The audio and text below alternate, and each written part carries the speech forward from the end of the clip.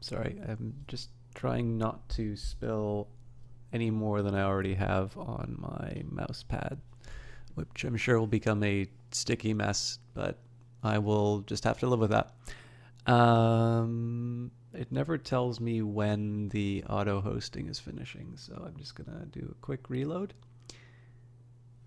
It looks like I should be good to go. Okay.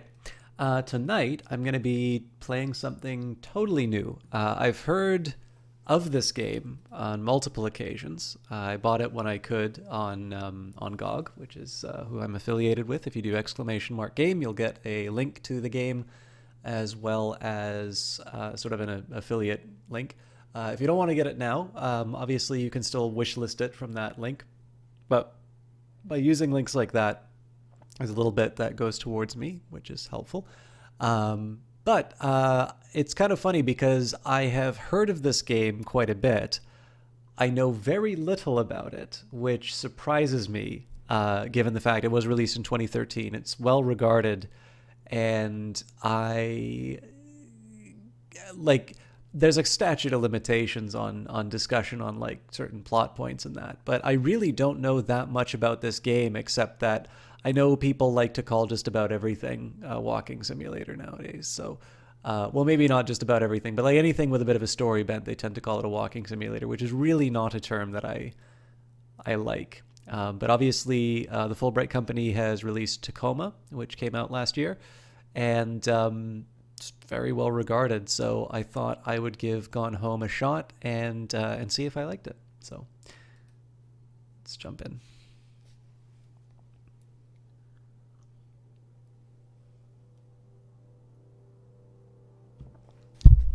Now, I did play around with the settings, but I just want to double check that.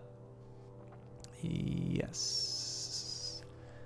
The things that I don't understand have been taken care of, and the things that I do understand are there. So let's, I kind of feel like I should do a preamble, because I know I normally let people take a little while before they come in, but I don't have a whole lot to add. I apologize for not streaming on Wednesday.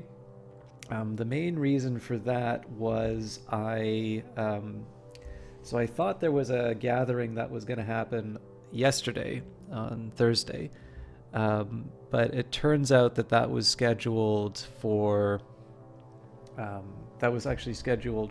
Wednesday, and it started about an hour after I started casting. So, I mean, basically, if I wanted to cast, I would start with just enough time to get into a good spot on a game, and then I would show up like half an hour late and everybody would be unhappy.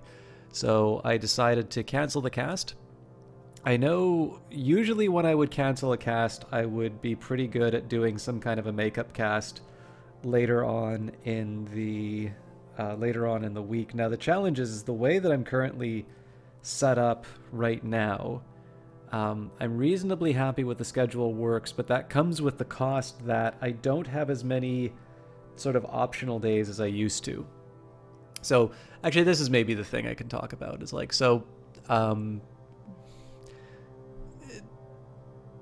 there is on, so there's an article that was released about Crunch. And people probably have been, because of that article, they've probably been talking about it a little bit more. Now, I have a background in film, so I am familiar with crunch in the sense of having to work very, very long hours. And one of the reasons behind that, at least one of the ways that I sort of motivated, is that there are some fairly high capital costs. Like a film camera is a very expensive piece of equipment, and it has a cost. And then there's an entire suite of lighting that you need. And then there's, God, who else? You have, then you have like all of the grip stuff, and you have, all the props, and basically like the sheer cost of having everything together is quite substantial, and it's usually charged by the day. Like, sure, there's like some discount for doing it over a period of time, but basically the longer you take to shoot, the higher the fixed costs are. Thank you very much for the host, Jesse Quill. How are you doing, my friend? I'm just doing a little bit of babbling so that people can work their ways in, and then we'll be playing the game pretty much right away. How are things at the airport? And then on top of that, like, it's not just that actors are very expensive. They are scheduled sometimes a couple of years in advance. So if you only have like Tom Cruise for 5 days, then yeah, you're going to keep the crew there for 18 hours and you're going to get as much as you possibly can out of his day. Oh, sorry, chat's covered up, so the music's going to go away for a little while I deal with that. You're at your gate waiting. All right. Well, hopefully I'll give you a little bit of stuff to look at, Jess. I'm just doing my usual preamble, as I'm sure you're familiar with. Yeah. Well, actually, you know what? I don't know if I've ever really talked to you about the film days, but one day, I don't know, we can have a chat. I can give you the full tell-all. But anyway, so there's a simple calculus. So again, I'm always going to bear the lowly stamp of my origin and think about things in an economic light. There's a rationale behind it. I'm not going to say that it's a good one, but there is a very clear reasoning behind it, which says, yes, it is very costly to pay overtime, and yes, it doesn't necessarily treat these workers very well, but it's cheaper than renting the equipment or the actor for a longer period of time, because the people who work the latest are usually the people at the lower ends. So, for instance, if I was being a second assistant cameraman, or if you're in the UK, that's known as a clapper loader, then you would... you're probably the first person on the camera truck unloading it, and you're the last person off the camera truck loading it. So it's great. I can remember getting triple and quadruple overtime, but the camera operator like shows up 10 minutes before they're ready to shoot the shot so that they can, they have a bit of breakfast and then they get going. And, probably 5 minutes after the day is done, they're on the camera truck, they've given me their timesheet, and they're already on their way home. So the economics of the film industry are such that these really long hours are viable.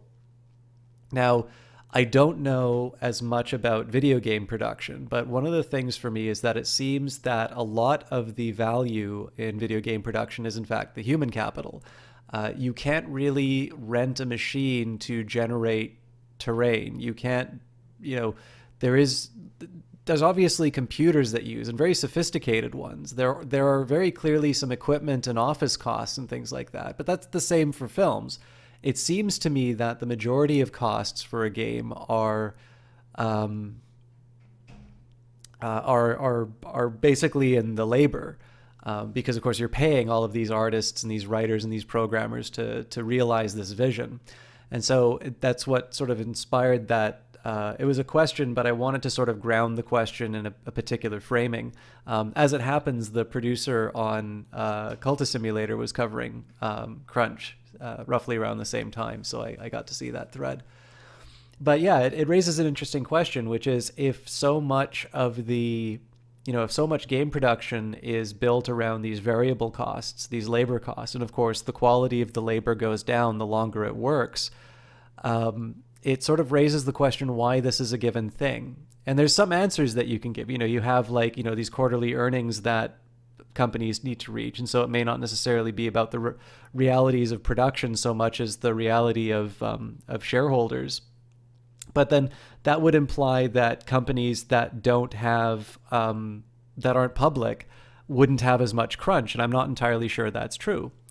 It could be that the fixed costs of video game production are in fact higher than what I appreciate, or it could be that overtime doesn't exist in the video game industry. At which point, that raises a whole other set of questions. So crunch makes less sense to me. Not just from a humanitarian point of view, but just from a business case, because so much of your product is tied into that that variable that's being affected by it, the labor. And so the reason why I bring these up is the idea of streaming. There have been a lot of posts coming up lately in streaming about whether or not people are being taken seriously as streamers. I mean, I have some opinions about those. I notice the people who are talking the loudest about, not being respected as a real career. If you do a search on the messages that they're receiving on Twitter and things like that, they're always positive. I just think it's kind of become fashionable to put out these polemics about how streaming is a real job and such. But the New Yorker a couple of months ago released a really interesting article about the realities of streaming and how people who want to sort of stay on the top or establish themselves have to work these increasingly long hours, because any time that you're not streaming is time that somebody else is watching. And so it seems that streaming has developed its own variation on crunch, which is you've got this treadmill. You know that the time that you're not spending on the cast is times that people are generating sort of relationships with other broadcasters, and you're potentially losing your audience and your revenue streams. Of course, advertising, the more advertising you can play, the more you get in your pocket that way. Although I think the majority of Twitch streams are probably relying on either sponsorships or subs, and I suspect sponsorships are really what make the kind of the monthly payments balance. So in the end, like, I don't have a career behind this. Even if I did have a career, I would want to make sure that, especially having come from film, I would want to make sure that I was very clear in terms of the time that I want to commit to these sorts of things. And with that in mind, like, whenever I do a makeup cast, or whenever I get to work late or work a little bit later, I feel that ripple throughout my week. So I'm not reading as much as I want to, and I'd actually like to fix that over the weekend. I have some taxes I need to do as well. Oh, the Rambler, thank you very much for that auto host. I think that's an indicator I need to get going as well. There's some economic stuff that I'd really love to do that's not work related. Like, that's my own projects, and those have been on hold for a little bit. And so every once in a while, when there are scheduled events, I really do want to try and do makeup casts where I can. But my view has always been that if there's any reason to watch me, it's because of the personality behind it. And, if I can bring a unique perspective to something, I really think that's the only value. I mean, I don't have a unique game that I play, and I don't have any particular quality in my stream that's all that remarkable. But if I can show you things in a new light, I think that's the best added value I can provide. And that doesn't come out of thin air. That comes as a result of the reading that I do, or the interest that I cultivate, or, whether or not I've been able to have just like a walk, not even to anywhere in particular, but just to, clear my head and think about things. Being able to do any of these things, I think, feeds my, my ability to talk about the games that I play and provide whatever perspective I do. And so if I don't do these makeup streams, again, I try to do them where I can. But thank you, Jesse Quill. And how are you doing, T. Clark? I try and make those up where I can. But if I'm not as regular getting them done, just know that's because I do have some other things that I'm doing, and I try to let those things feed back into the cast where I can. I just can't sometimes talk about them at the moment. But anyways, I filibustered long enough. Thank you, everybody, for coming out. I'm not able to see the number of people watching right now because my OBS is covering that, and it's not something I want to keep in track. We are going to be playing Gone Home Absolutely Blind. WASD to walk, look around using the mouse. Incidentally, guys, Jessie Quill did come in with a very lovely host. She is a mod. She's a very dear friend. She's currently traveling, so I'm happy to be able to see her for a little while before she goes off to a foreign land.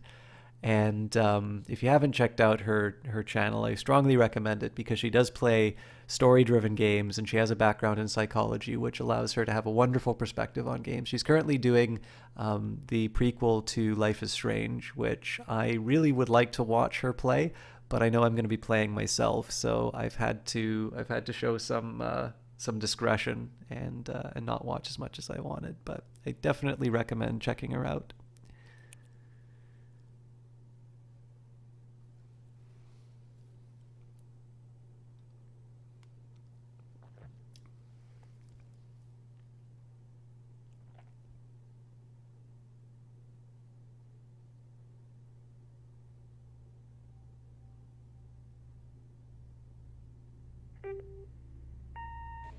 Hi, Mom. So I got my ticket home from Europe. I get back on June 6th, but it's a really late flight because that was the cheapest, so it gets in at midnight. But don't worry, I'll get a shuttle from the airport so you don't have to pick me up. Like, really, seriously, you don't have to. Okay, so, love you. See you soon. Bye.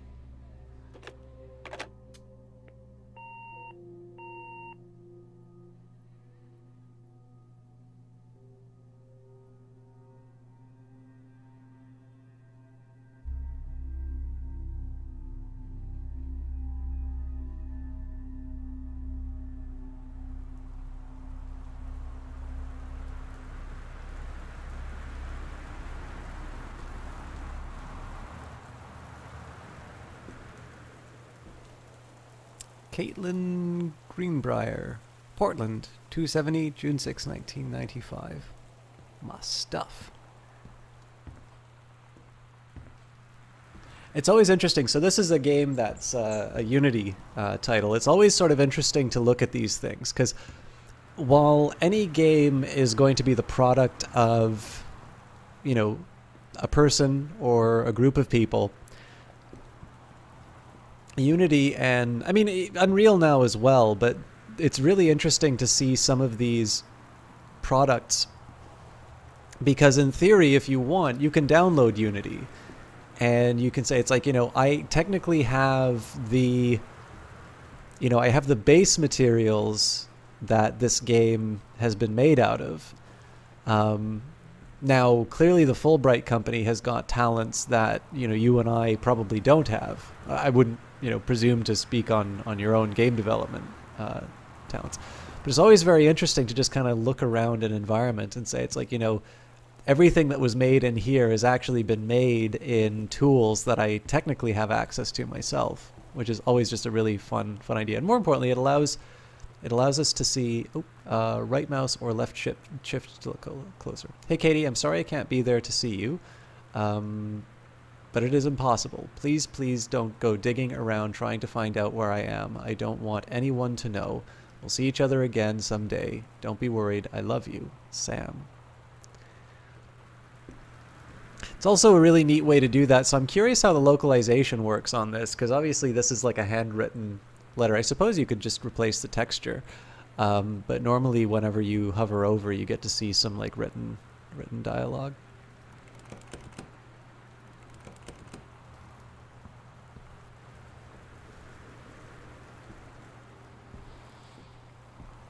It's also kind of neat too, so people talk about, oh, there's got to be a key under the mat. Nope, maybe not. Oh,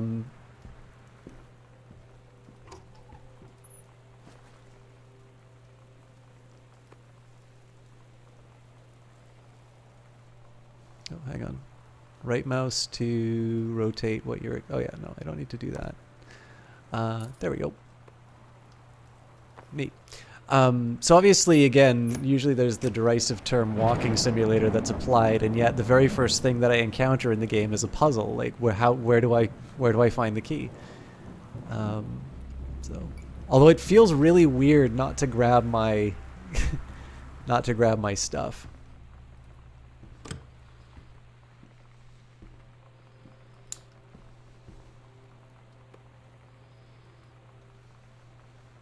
Yep, that's a tissue box, all right.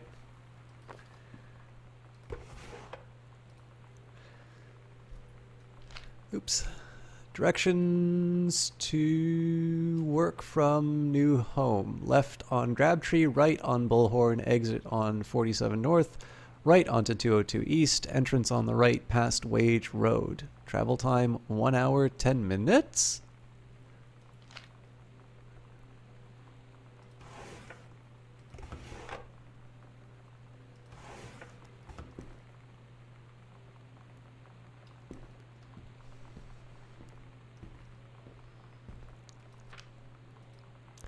Wellspring Movers Incorporated, 1287 Harbor Drive, Forest Grove, Oregon, 97116. Telephone 756-8302, fax 756-8698.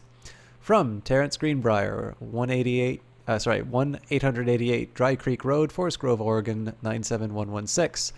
Destination, Terrence Greenbrier, 1 Arbor Hill, Boone County, Oregon, 9714. Someone's home. 8 kitchen boxes, 5 master bed boxes, 6 child bed boxes, 10 overweight library boxes. That sounds about like half of my possessions. 4 office boxes, 1 24-inch television, 1 14-inch television, continued on attached worksheets. Subtotal 1,676. That is a very good deal for moving, although I don't know how far these two places are. Delivery 912. Insurance 2% to cover. Total loss 162. Total $2,750 with the grand balance of $2,750. Dear Katie, so much has changed, even just since you've been away. We moved into this house. I'm in a new school, and my big sister being gone for a year doesn't make it any easier. It doesn't feel real, but I'm not gonna let it faze me. I used to tell you everything, and if I can't do it in person, because you're off gallivanting around who knows where, I'll tell it to this journal, just like I was talking to you. Interesting. So, Dwellin, thank you very much for the host. Oh my goodness, there's 19 of you. Oh, wait, at the new house, added to the backpack. Where's the backpack?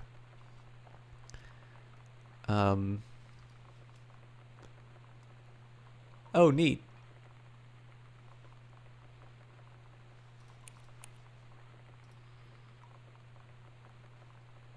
Yeah, so it's kind of interesting. You've got a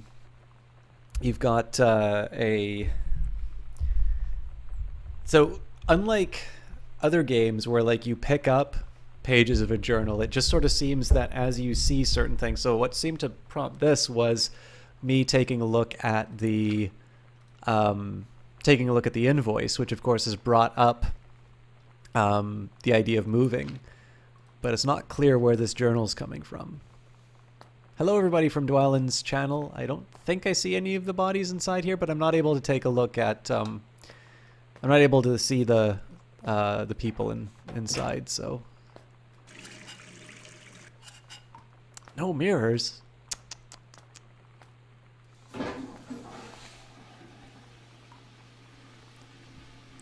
Author Magazine. Stephen King, 50 contests with up to $21,000 in prizes. Critiques, The Art of Feedback. Get published, The Secret. The Blank Page, How 20 Top Authors Conquer It. By writing in it. Yep. That's toilet paper, all right.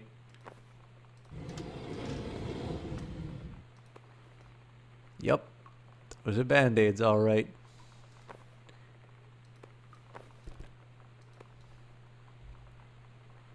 Yep. That's Vax powder, all right. You don't like Vax powder? Well, I'm going to call you an anti-vaxxer then. How you doing tonight, Dwellin? I'm going to assume with such a large number of people coming in that you were streaming something. What were you streaming?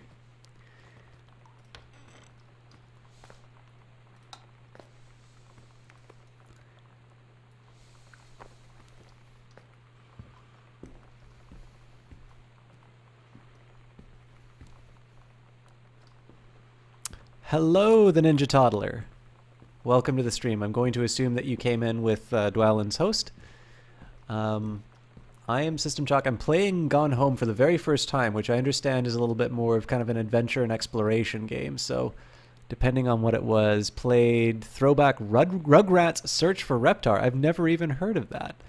But yeah, I'm going to assume that anything beyond maybe like the Stanley Parable probably is not going to be very similar to this. So I'm exploring it, playing it blind, and looking forward to it. I actually heard, so for those of you who haven't watched it, there is a really good podcast, which I say is by Soren Johnson. There is another interviewer, Adam Saltzman, I think. He's the guy who made Cannibal.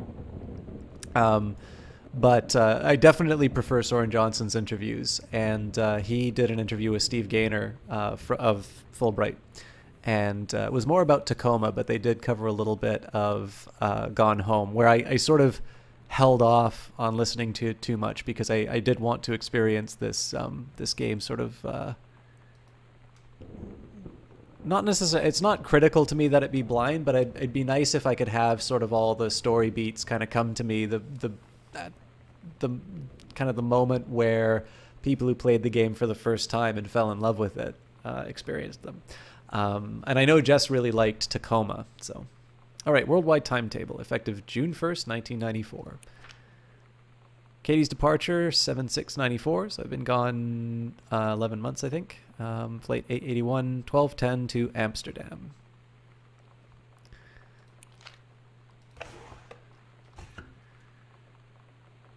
On PlayStation 2, excellent. You've yet to play this. Do you own it, Dwellin? Or actually, do you have a subscription to Humble Monthly? Because if you do, you actually already have this game. So who do we have? So we've got T. Clark, we've got Dwellin, Ninja Toddler, Jesse Quill, T. Clark, The Eyes of Sin. Eyes of Sin is back casting, a very encouraging development too. And you do have Humble. You think you may not have installed this yet? Yeah, it's definitely a good it's a good product. I mean, it doesn't help me because I'm affiliated with GOG, and if you do !game, there's a GOG link there. But if you do have Humble Monthly, you do already have access to a DRM free copy of this game. Sam, Daniel from the old neighborhood called. He wants to come back, come to see the new house. Call him back. Mom, Daniel is a total weirdo. The only reason I ever hung out with him in the first place is he had a Nintendo when we were little.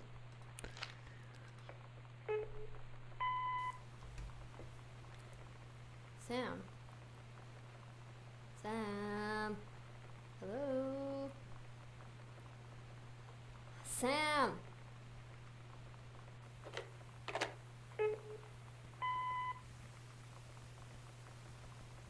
Sam, where are you? Really? I need to talk to you. Please be there.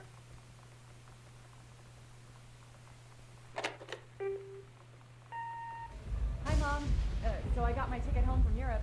I get back on June 6th, but it's a really late flight because that was the cheapest, so it gets in at midnight. But don't worry, I'll get a shuttle from the airport, so you don't have to pick me up. Like, really, seriously, you don't have to. Okay, so, love you. See you soon. Bye. I think that's the last one.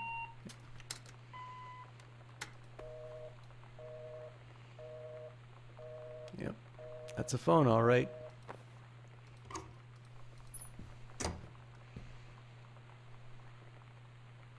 Sam, Katie, Mom, and Dad. So I think this is me. And there's Sam, who is currently missing.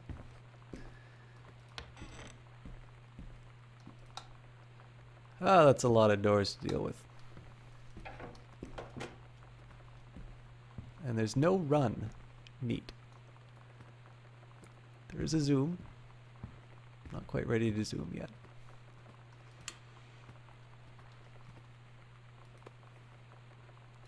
Yep. It's a skull, all right.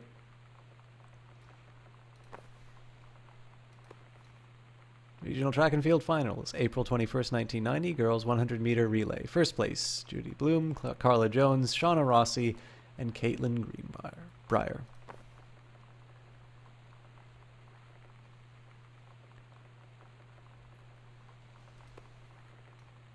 Regional Track and Field Finals, April 22nd, 1991. Girls Long Jump event, Caitlin Greenbrier, first place. Well, aren't we an achiever? I know I've never been to Europe. I've never done the long jump. I haven't really done anything with my life, and this game makes me feel bad.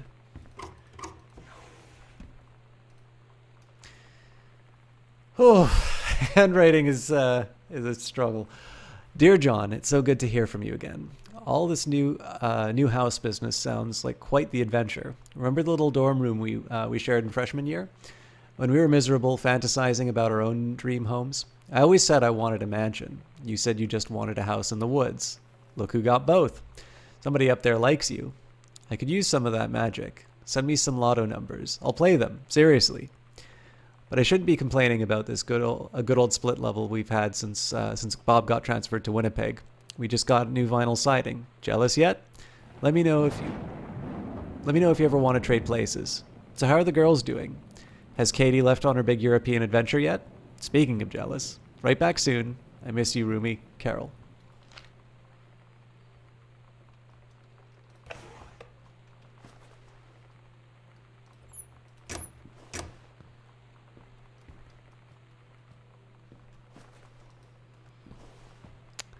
So, Sin, did you know that this game takes place in Oregano?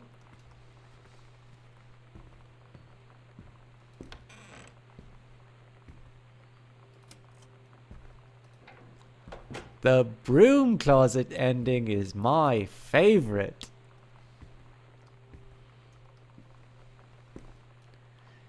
Janice Greenbrier, senior conservationist.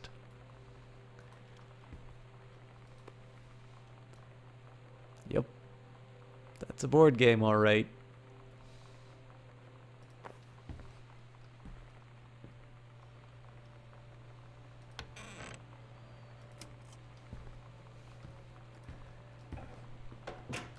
Yeah, I'll leave it open.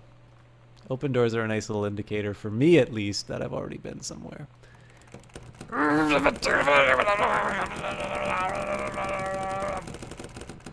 Alright, press Q to break door.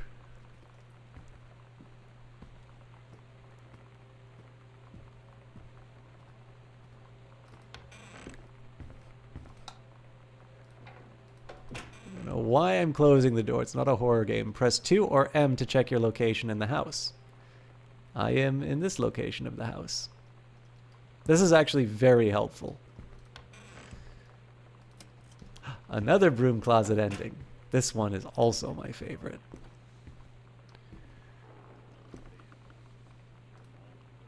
Welcome, new student. We hope that you are as excited about your first day at Goodfellow High School as we are. Please be sure to bring the following with you on your first day of classes so that you can get right into the swing of things. One sturdy folder with pockets for each of your 6 class periods. One line notebook per period, or one large notebook with 6 divided sections. At least 6 pens, blue or black ink, and 6 pencils. One box of colored pencils. A standard combination lock for your assigned locker. A nutritious lunch, or $2.50 for a lunch provided by the school cafeteria. And a positive attitude. Please remember to get plenty of sleep the night before and be ready for the first bell to ring at 8 a.m. See you soon, and again, welcome. Beth Valence, Principal. Oh my god. You are so lucky you finished high school before we moved into this house. So, it's the first day of school, and there I am, introducing myself to the class. And I say that I just moved into the house on Arbor Hill. All of a sudden, every kid in the room turns and just stares like I suddenly transformed into a mutant. I just stood there, wishing pretty hard for a rewind button. Because now maybe nobody knows my name, but they all know who I am. The Psycho House girl. Great.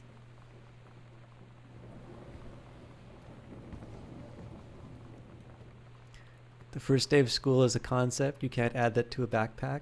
It's one of the postcards I sent. Paris. On August the 2nd, 94. Or possibly February the 8th, 94. I'm pretty sure it's August, though, because that should be a fairly soon one. Hi, Mom, Dad, and Sam. I'm in Paris. I've done many Parisian things, including eating le petit déjeuner and wearing a beret. It rhymes. I'm going to have lots of film to develop when I get back. Sam, I'm bringing you back something from the Shakespeare Book Company, since you are my favorite sister. Love you all, Katie. Mom, Dad, and Sam, 1 Arbor Hill, Weird, Boone County, Oregon, or Oregano, as the Eyes of Sin would have me say it, 97141. USA.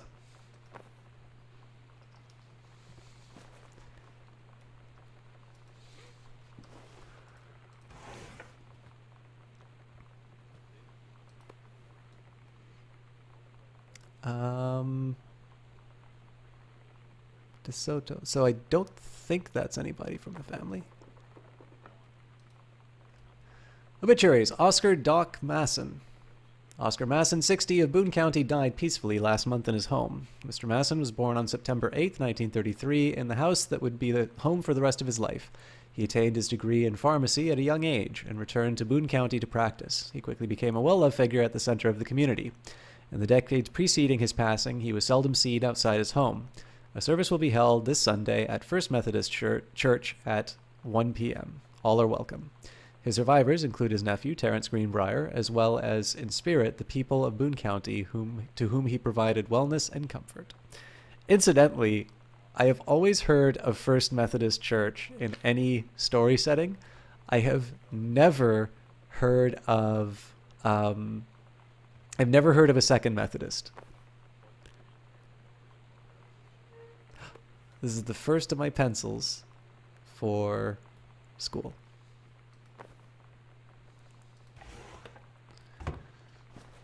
By the way, T. Clark, you were talking about throwing things around in this game. I actually think that's something that Amnesia did very well to sort of create an environment, and that's one of the things that, to me, helped heighten the sense of kind of suspense and dread.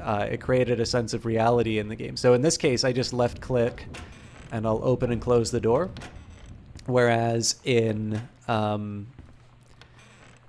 Amnesia, I actually had to exert force to open the door, and I had to like push hard to be able to break things, which I thought was a really interesting touch, and it made a really credible world.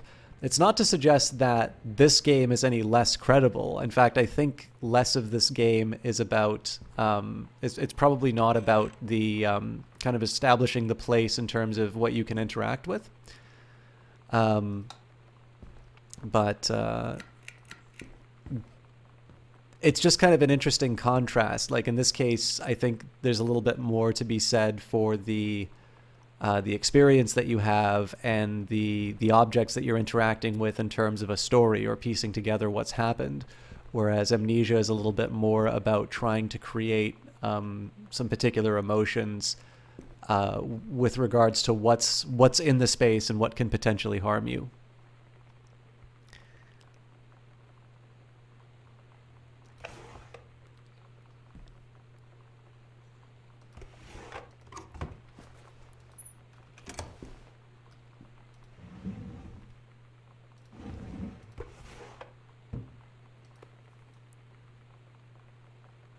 Yep, that's the 3-ring binder, all right.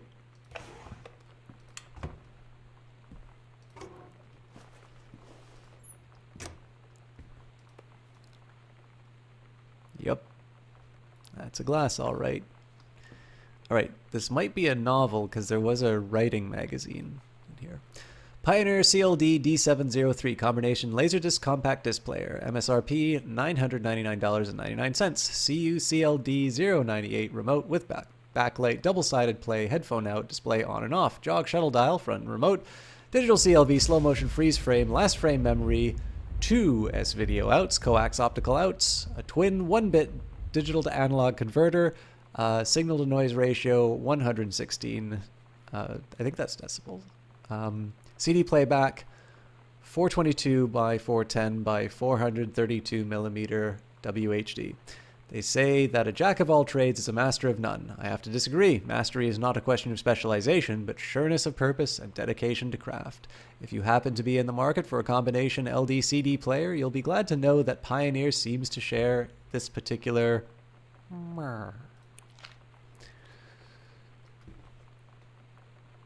You can do better. What if JFK wasn't JFK? Early spaceflight, utopia. Advanced technology, end World War II early. Time stream too different. JFK president, US plus USSR equals coalition. Chinese, Japanese, Lebanese. Oh, Lebanese. Paradox results in JFK death being desired outcome. Magic bullet theory, lone gunman, but not record JFK off HBO. And X-Files check with Sam. Also getting rid of the Grassy Knoll Steam Road rolled, Intercept LHO in USSR. Or maybe LMO? Killed in the Marines? Why can I not think of who LMO or LHO? I'm pretty sure that's LMO. Why not disrupt motorcade minutes before... LMO. Oh, LHO, Lee Harvey Oswald. Intercept Lee Harvey Oswald, killed in the Marines. State of emergency in Dallas cancels motorcade. JFK, poisoned, kidnapped, injured. Back to basics. Sent back in time to Dallas 1963 again. It's probably better than Oliver. Actually, I'll admit I like the Oliver Stone movie, but good Lord, Oliver Stone is yeah. I will read that later.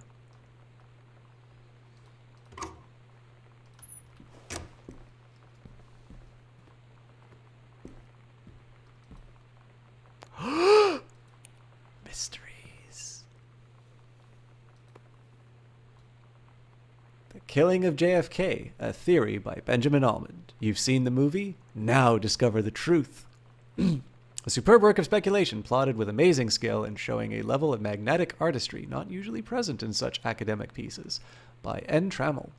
A thrilling theory, I couldn't put this book down. S. O'Reilly. An important new look at the circumstances surrounding one of the greatest tragedies of all of our time. It is available for $9.95 US dollars, $5.75 Great British pounds, and $9.95 Canadian. Woohoo! We're at parity. It is published by Harcourt Fenton.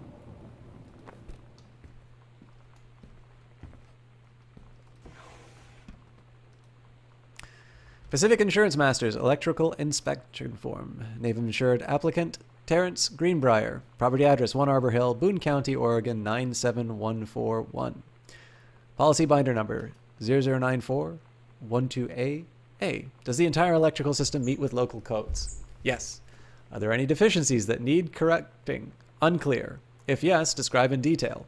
Wiring in house is technically up to safety and amperage requirements. However, multiple layers of wiring have been added into the structure over the last 100 years. System is frequently unpredictable. Lights blink out for no clear reason.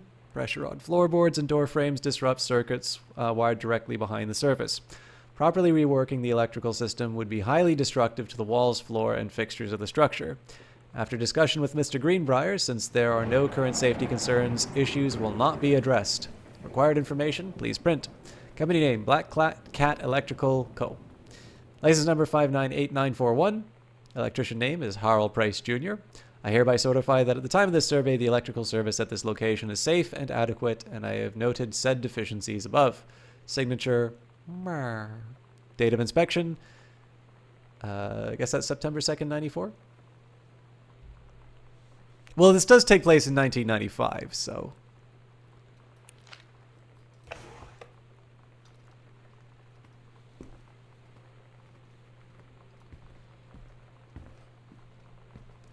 For those of you who did not know, Eyes of Sin is a real-life oregano, so she actually knows these postal codes and whatnot. John Russell opened his eyes and saw them, the stars, twinkling as if he was lying on the grass in his family's yard in Massachusetts, even though that place was 1,000,000 miles away. No, he blinked the sleep from his eyes, looking through the carbon-reinforced safety glass of the space station Archimedes. Yes, he was a long way from home, but the future needed him. John Russell's head swam. He felt incredibly drunk despite having not touched a drop in hours. He vomited onto his feet, his bare feet. He stared for a moment, processing his sick flecked toenails, scanning up at his bare shins, bare knees. He was completely naked. He looked up and met the eyes of a gorgeous blonde woman wearing a tight polymer fiber tunic. The fabric that stretched out at the seams contained her generous bosom was emblazoned with the phrase, matter transference operator. Then he passed out. I've had this dream before.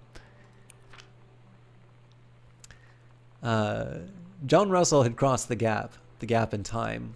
Only messages had passed before Biofra.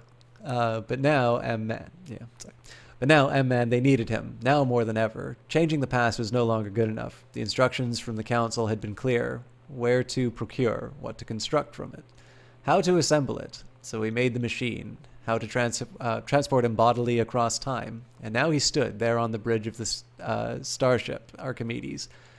Command of the vessel, because only he who had saved the president's life twice before could helm the, naive crew to their destiny, the fate of the galaxy. All right, you know what? Let me just put that. No, I'll put that where that belongs.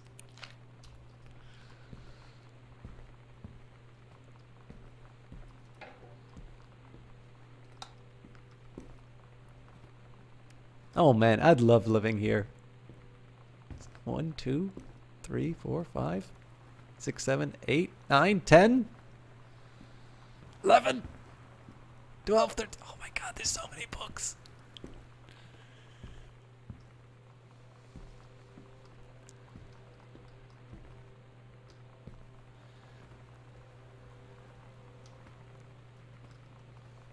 These are very sturdy doors.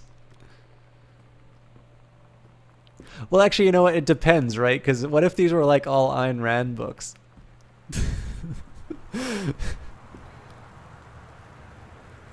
True stories. I was a teenage drag queen. Fresh. May 95. Readers, tell us about your worst moments. 90210. Does anybody still care? The male gaze. How to subvert it. Sarah Holst. Not gathering moss.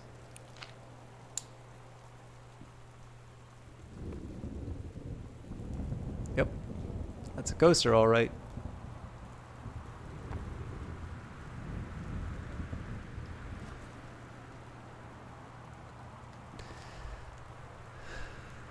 TME Accidental. Patrick, Lillian, Ambassador Messiah, the occasional, sometime unreliable savior hero.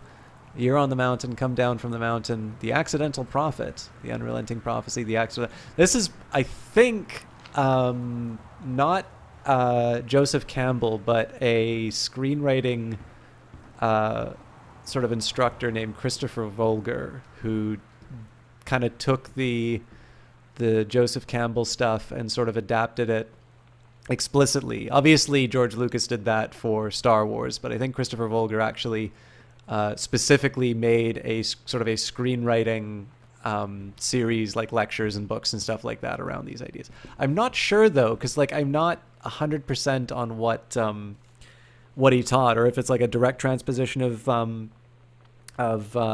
Campbell, or if he brought some of his own ideas in there. But.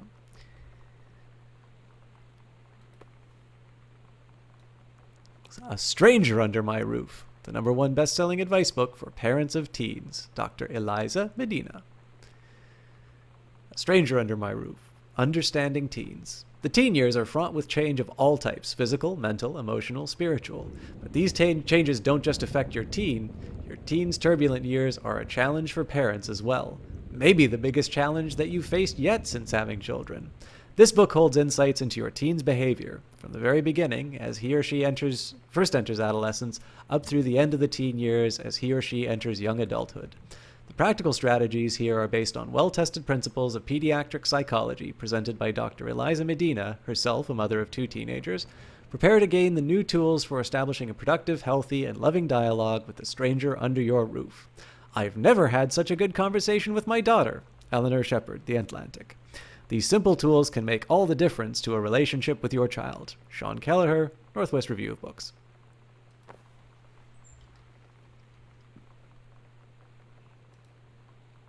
I bet that's the combination. November 1st, 1994. Dear Terrence, David asked me to write you regarding the reviews you've been submitting for the last few months. Frankly, they're becoming more trouble than they're worth from an editing standpoint. There's a word limit. It's your job to stay under it, not mine to cut back to it. Even then, it's becoming harder and harder to weed out the tangents and non sequiturs from the usable copy without heavy rewrites. Readers of Home Theater Aficionado want to hear about the quality and value of the hardware, not ruminations on your childhood. If it were up to me, I wouldn't be writing this letter. I'd just be cutting you loose. There's tons of guys half your age who would take half your rate to write stuff I could actually use. But David's known you for a long time, and he's the boss, so I'm giving you one more shot on his say-so. You should write him a nice note thanking him for his patience and generosity. Look through your old stuff and start submitting reviews like that again. Then everybody will be happy. Brent Kurtwood, Reviews Editors, Home Theater Aficionado. All right, so 0451.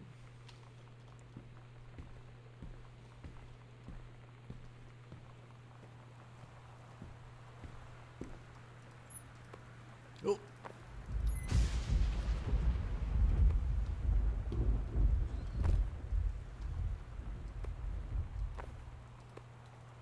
The Accidental Pariah by Terence Greenbrier. A message from our future saved the president's life once, but within the next 24 hours there will be another attempt, and the lines of communication are down. A James Bond for today's audience. Casey DeWitt, Amok Now. Compelling, a thriller worth its salt. David Pittman by Vaster. Mercury Books. Now that looks like porno down there, so I'm gonna have to take a look. Yep. Ha! Ha ha! Gentlemen, a magazine for men. Moscow by Night, Drugs, Prostitution, and the Mafia. The New Rules of Love. Japan's Bloody War on Dolphins. Ladies in the Ring. The Women of Wrestling. Gosh, Dad. All right. Yeah. Yeah. We'll just put those back there. Here. Here.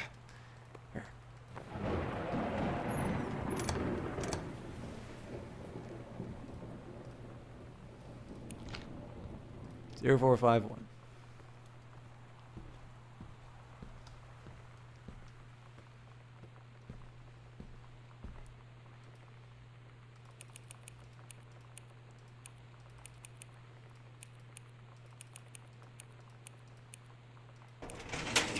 Ha ha! The day is mine. Kublik and Wise, attorneys at law, 21 Front Street in Boone County, Oregon. Dear Mr. Masson, please find enclosed your original document and a typed copy for your records. The notarized copy has been filled out at our offices. Thank you for entrusting our firm with this important matter. Sincerely, Jeffrey Wise, Kublik and Wise, attorneys at law. Will and Testament. I, Oscar Masson, possessing full competence of mind and memory, and after a full survey of valued items to my name, do hereby declare this document my last will and testament. The following shall hold true upon my passing. 1. I declare that I am a lifelong resident of Boone County, that I am unmarried and have no children. 2. I declare that I have no outstanding debts to my name to any creditors living or dead. 3. I do hereby bequeath every item of value of which I may die possessed, including the dwelling and the surrounding acres located at Arbor Hill, as well as any and all personal property and moneyed accounts to my nephew Terrence L. Greenbrier Jr. of Ellis County. In the event that said Terrence L. Greenbrier Jr. should predecease me, then and in such event the bequest shall to him fall. The bequest to him shall fall, and the same is bequeathed on his children as ordered by age and competence as stewards of the estate. I subscribe my name to this will this 13th day of August 1973. Signed, Oscar Masson. Oh, thank God. All right.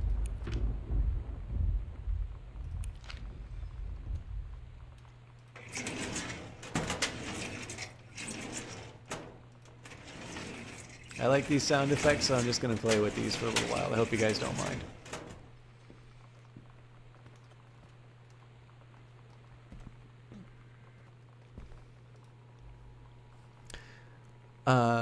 Hey, are you the new girl, Sam? I'm Tommy. I'm at the back behind you where you get... behind you. Wave if you get this, and write back. Hi, Tommy. Yes, I'm Samantha, and yes, I'm new. What's up? I just thought that since you're new, maybe you could use a friend. I don't have a lot of friends either, and so I thought I'd ask... something if you don't mind. Do you mind? I don't mind. No, I don't mind. What do you want to ask? Was it just your uncle who went psycho, or does it run in the family? Aww. That's actually a nice little bit of writing, right? Because you have this build-up, right? You have this, it's like, two people who are not able to, to relate with their peers. And then there's just that horrible line at the end that just completely pulls the rug out from under you.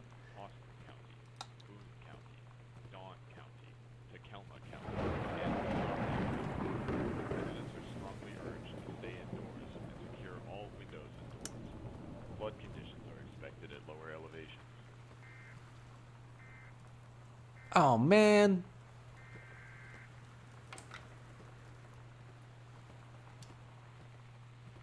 All right. I'll try and get everything in order. I'm very particular about how I do games like this. I really don't like the idea of missing stuff, so I tend to go very systematically through rooms and sort of clear patterns.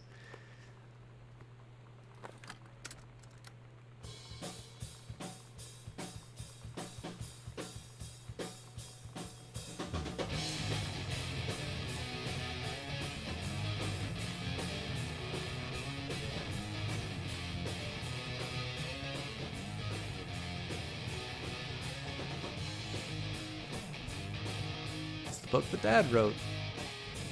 The Accidental Savior by Terence Greenbrier.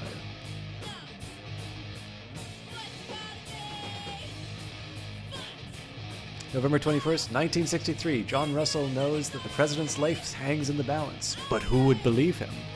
Not just another James Bond. T. Wales, Mummy. A high-class political thriller. Nicholas Wolfe, Deadline Removed.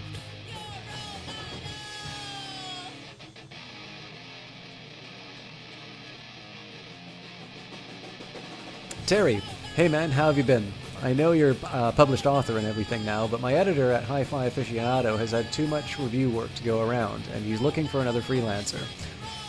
Naturally, I thought of you. You were saying in your last letter how much of a pain it's been trying to find a publisher for your latest work of literature, and writing stereo reviews is dead simple. Sit at home with a glass of scotch, listen to some records, and write up how it sounds, and then get paid. I've included some issues of the mag to use as examples. If you're interested, send some samples to my editor, and tell him your old college chum Mike sent you. Here's the address. David Werning, reviews editor, Hi-Fi Aficionado magazine, 88 Downing Street, Suite 4. Do it! Mike.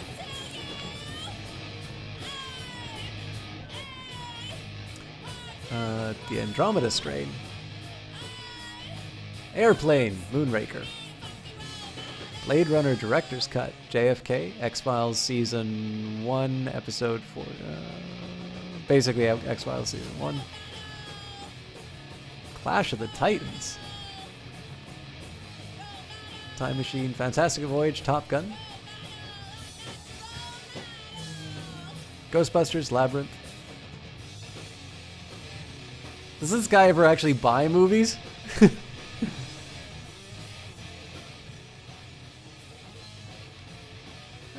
Pillow Fort. Yep. That's a coaster, alright. Mom's old work mug.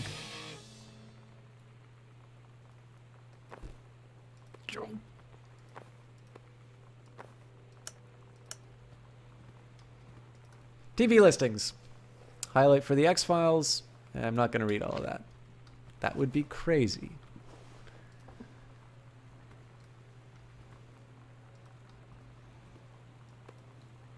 Yep. It's a pillow couch, all right. Aha. The Coliseum, the showplace of oregano. Theater 3, Pulp Fiction. October 21st, 1994, 7:15 p.m. $5.75. Did you know that the Coliseum has a tradition of excellence since 1933? It's not really putting it back, but I'll allow it.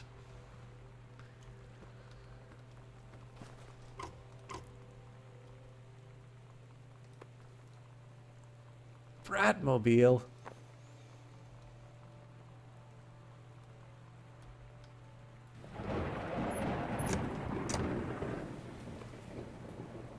Yep. It's a highlighter, all right.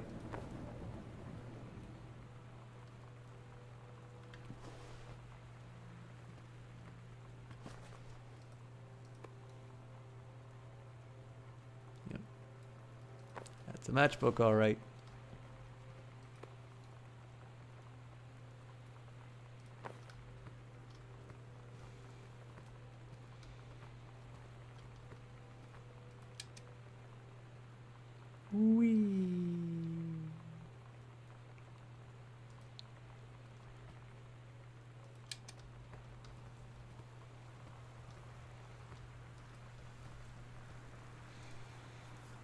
David Werning, Hi-Fi Aficionado, a magazine, 88 Downing Street, Suite 4, New York, New York, 114. August 15th, 94. Hi Terry, enclosed please find a Pioneer CLD D703 unit with remote and cables.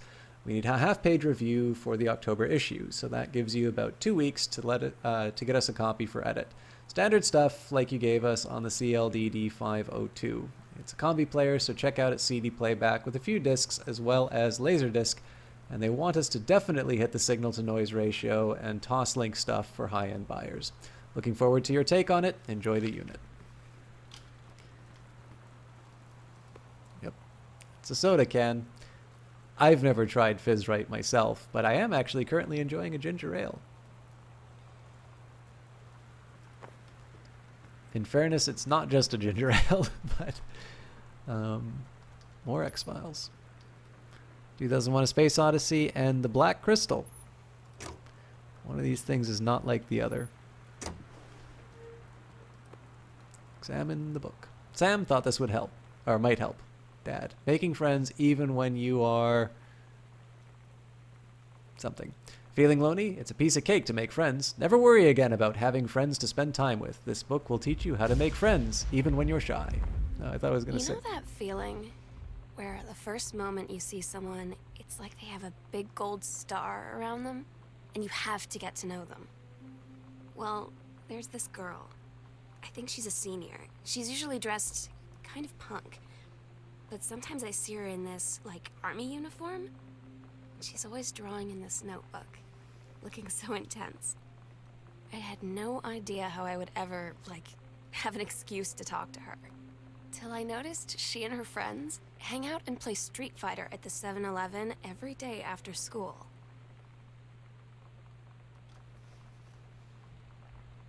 I'm curious, what do you guys think of this? I'm intrigued. Partially it's because Dr. Jitters.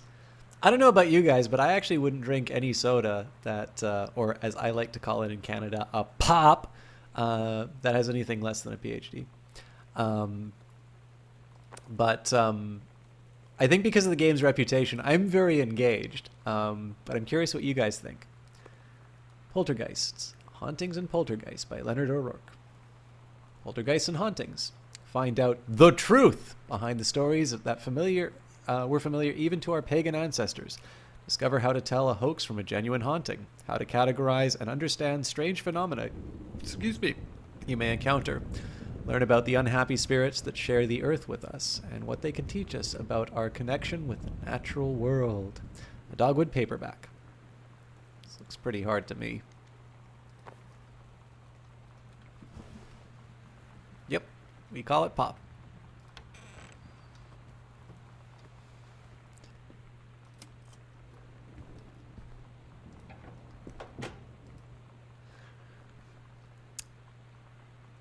The Heaven at the Edge of the World. Samantha Greenbrier, Grade 2. Story. The Turtle People, Part 1. With pirates. Captain Allegra looked off at the ocean. It went on forever, or so it seemed. Someday she would find the edge and get to the paradise there. She heard a cannon fire. Boom! It was a black pirate ship. She yelled, "I thought we lost them at Horse Island." The first mate said, "Looks like you thought too soon." The black ship came up along the side. Captain Black himself came out on the deck of the black ship. He yelled to Captain Allegra, "You're never gonna find the edge. There ain't no paradise, and your father were a liar." Captain Allegra yelled back, "Then why do you keep following us, you imbecile?" The first mate yelled out, "We'll stop you, Captain Black. We'll find the edge of the world, and you'll see her father was no liar." The battle kept going until Captain Allegra's ship got away. "Now west," she said. The ship sailed towards the sunset.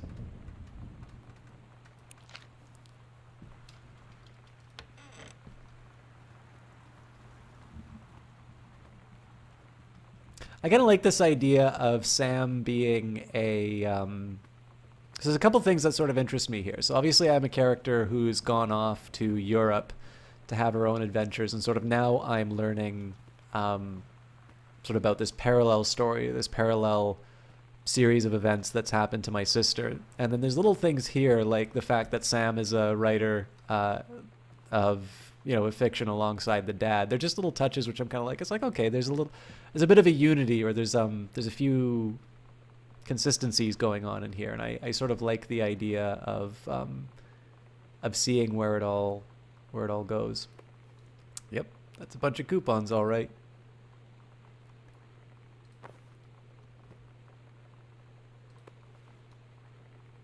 United States Department of Agriculture, U.S. National Forestry Manual, Northwest Region, prescribed burn procedures and precautions.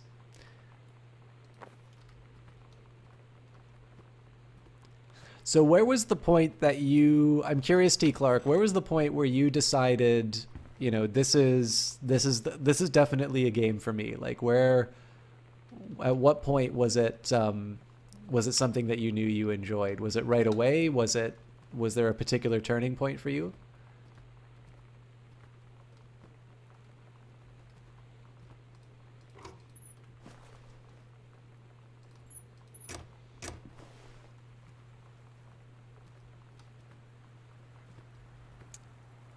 Dave Brubeck Quartet. Maybe that's what we were hearing in the cassette player.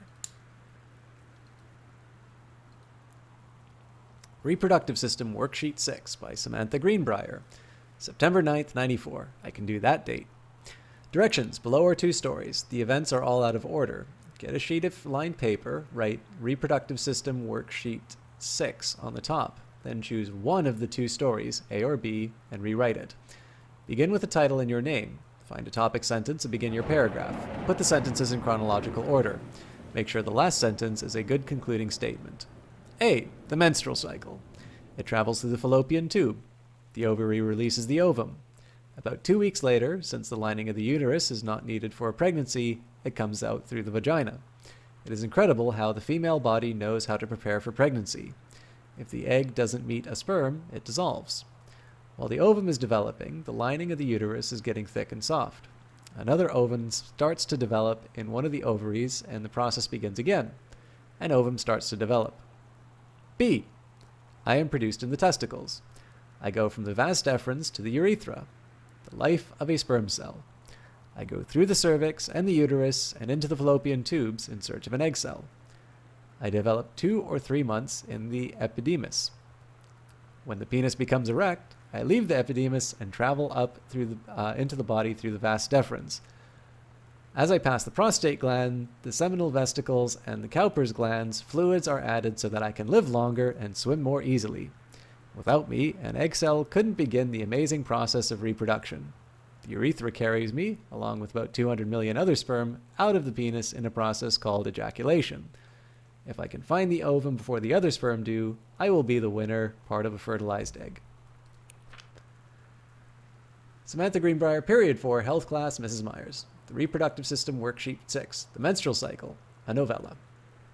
The early morning of September 1st, 1939, Essa Glatt stares out the window of a train as it travels from Vienna back to her home village of Wielin in Poland.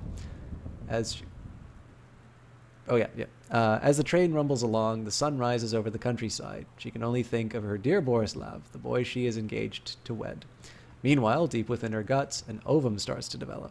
As train approaches its destination, her heart races. The lining of the uterus is getting thick and soft. As Essa steps off the train, her eyes dart quickly across the gathered crowd. There! Her dear Boris. Still in his baker's smock, he must have dropped his early morning duties at his father's shop to come meet her. Her heart skips a beat. The ovary releases the ovum. It travels through the fallopian tube. Over the wheezing of the steam engines, a deep hum grows. It's coming from the sky.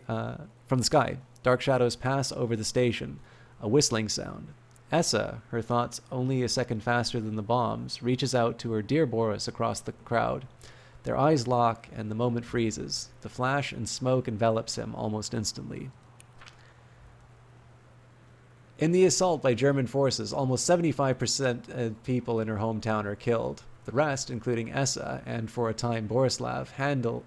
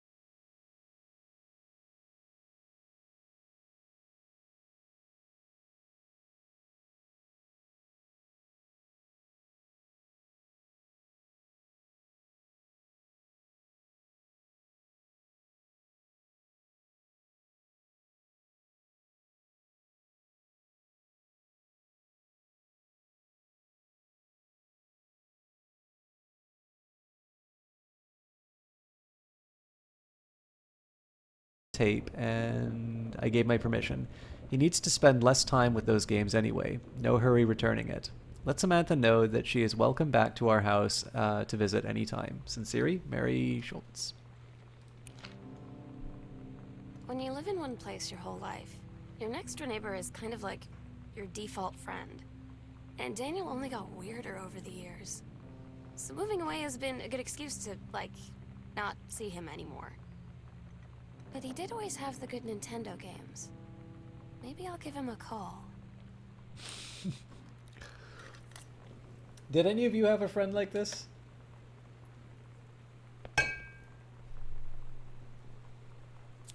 Sorry, I'm just gonna finish. I had something I wanted to finish off, so.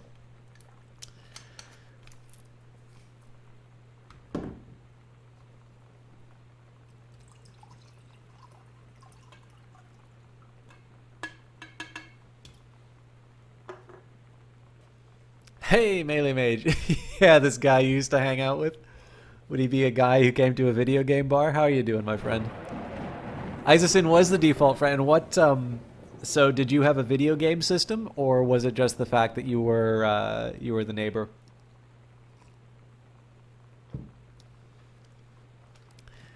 How have you been, Melee Mage? I haven't seen what you've been casting recently. For those of you who are curious, we talked about... I didn't really give Sin a proper shout-out, incidentally. She, first of all, is the creator of the wonderful emotes that I have on my... Well, okay, so obviously I'm saying they're wonderful because they're my channels, but she did a fantastic job on them. Excuse me.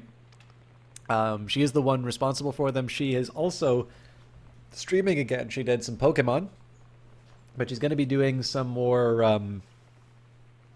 IRL and creative stuff in the future as well. So definitely a strong recommendation. And then Melee Mage is another good friend of the cast. Now he's based in Vancouver, so the hours are quite different from mine. He tends to cast quite a bit later than me, although he's not a bad one. I noticed over time the different sort of split out, so I'm not able to host him as much. But he's definitely somebody who's been with us for a long time, and I definitely recommend his cast. When I was watching him, he was playing a lot of Final Fantasy, the MMO, but I didn't see what he's been playing most recently. Your grandparents had a pool, and you were the weird girl who didn't say much, and everyone's parents trusted. Nice. Katie, please tell Mom and Dad sorry about the stuff that's missing. Sam. Ooh.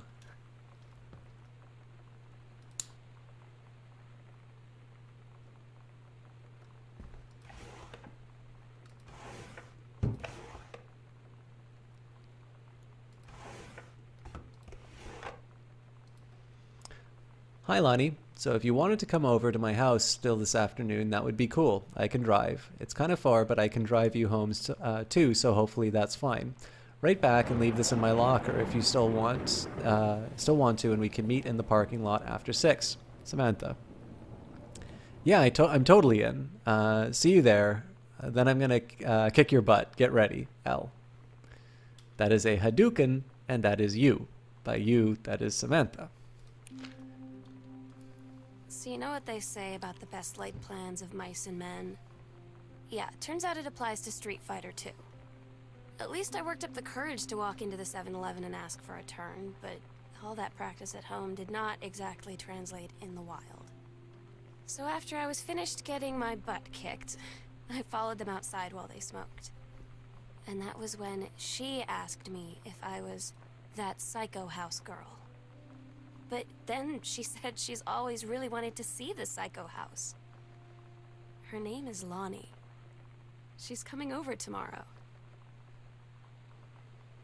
Well, that's interesting, Melee Mage. Did you get a chance to see me play Nowhere Prophet? I can't remember if you were in that cast or not. But, there's a lot of wonderful retweets from you guys. Sorry, but I didn't acknowledge those before. So yeah, it'll be interesting to see Monster Hunter World. I saw Johnny Big Time play that, but Nowhere Prophet, I'm told, is quite similar to Slay the Spire. So read the crumpled paper. Kaylee, please, whatever you found, don't tell Mom and Dad. The attic. I'm not going to the attic. All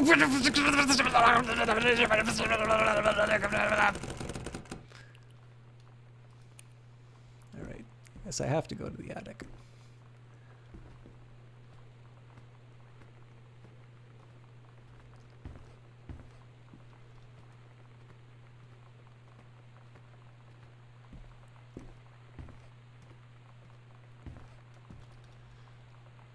Yeah, there's nothing else available to us.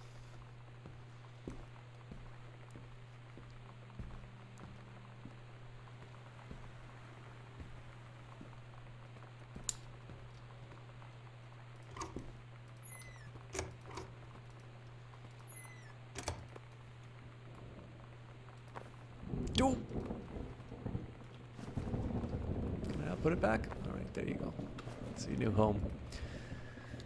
Boone County Register, October 1st, 1994. Page 8A. Controlled burn scheduled for Boone County. Boone County. Plumes of smoke will arise above the northeastern region of Boone County over the better part of next week as part of a Forestry Service-run controlled burn of overgrowth sections of the Flintlock National Forest. Forestry crews have been preparing the area for months. The burn operation will take place between 8 a.m. and 5 p.m. on Monday, Tuesday, Wednesday, and possibly into Thursday, depending on the speed of progress, according to the Forestry Service. In addition to removing dead and overgrown vegetation that can lead to wildfires in drier months, the operation will serve as a valuable training tool for forestry and firefighting personnel involved, says senior conservationist Janice Greenbrier. Smoke will likely linger in the area through the following weekend.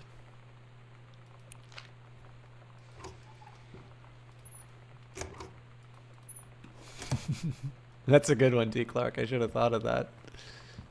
I believe I will steal that.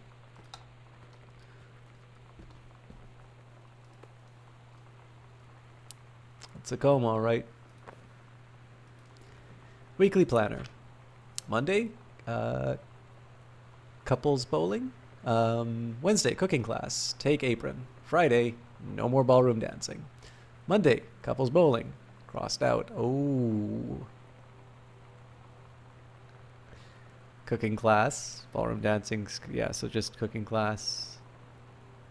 Cook the big meal for Jerry and Sam. Ooh, that's a very sad calendar, potentially. Thelma County Forestry Service. Notice of temporary personnel transfer. Bruce Paddleton, head of personnel at the State Forestry Service. To aid in the upcoming prescribed burn operation, a ranger with expertise and procedure is being transferred to the station at Flintlock National Forest, effective September 2nd, 1994. Please see attached personnel file. The overseeing officer at Flintlock Forestry Station, Senior Conservationist Janice Greenbrier, is charged with the supervision of the transferred personnel. The duration of the transfer will be based upon performance evaluation as well as a recommendation of the overseeing officer. Signed, Bruce Pendleton, August 4th, 1994. Hello, Jesse Quill. Your plane's delayed. Oh. Well, I'm very happy to have you here.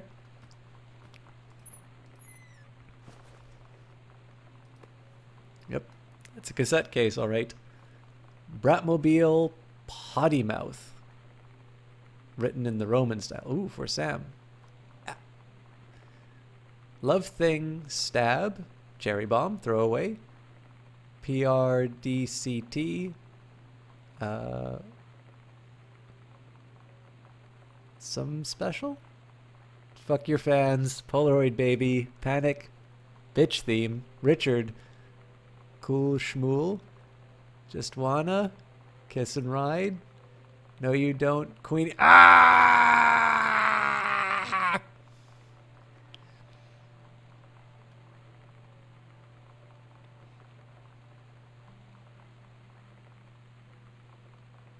You're gonna like this one.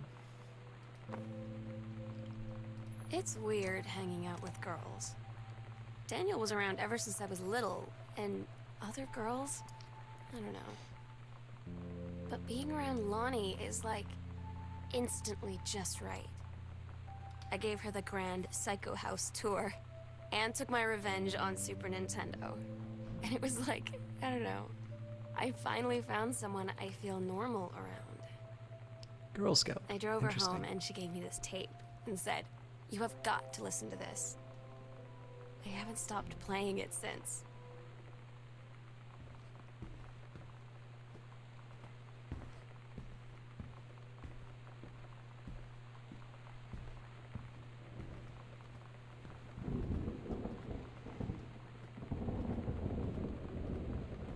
Caution. Radiation area. Keep out. Read a sternly worded letter. To whom it may concern, I, Samantha Greenbriar, am 17 years old and am therefore an independent, fully functional human being. The fact that you shall still forbid me from going into the city on my own is frankly absurd. Compare with Katie, who is only 3 years older than me, and yet is you allowed her to go all the way across an ocean to another continent on her own. I just want to spend an evening in a normal, totally safe city on my own like a human being. And since you may also remember that I have my own car now, you can't really stop me. Warmest regards, your daughter Samantha. Sounds good, Melee Mage. I need to do a blender for you again at some time. Remind me, if you come back in time, I will do a special blender for you, and if not, I will do a secret blender on one of the VODs. Sam, stop leaving every damn light in the house on. You're as bad as your sister.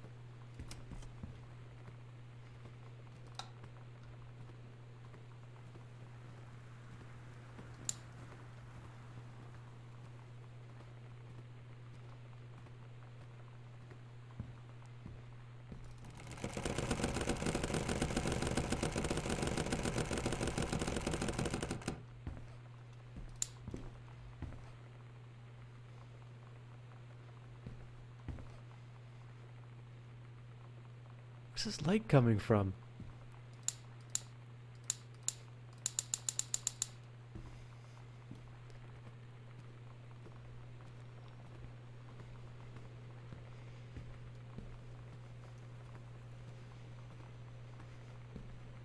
Ow.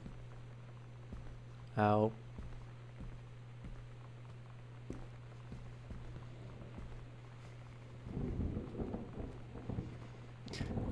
Wait, they didn't let her in the city by herself. I suppose that's somewhat understandable, but at a much earlier age, you could disappear overnight without a word, and your folks would just sort of vaguely ask where you were and if you'd had fun.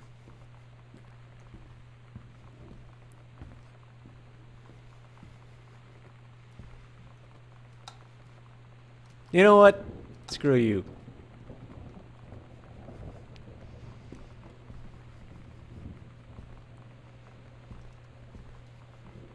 Daniel called again. He wants his Nintendo game back. Into the Holy of Holies.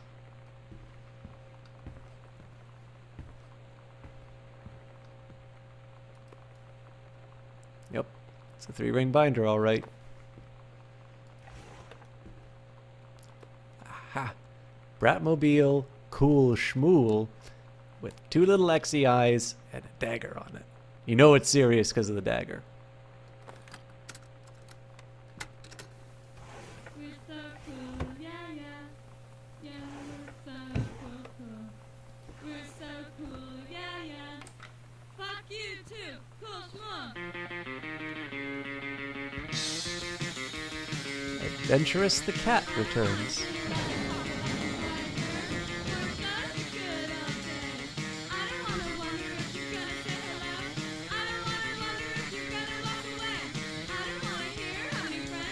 Johnny Big Time, thank you very much for that host. How are you doing, folks?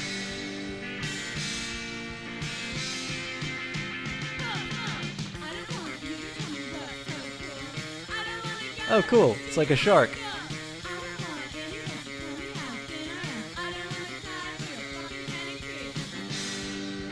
Ah, and a heart.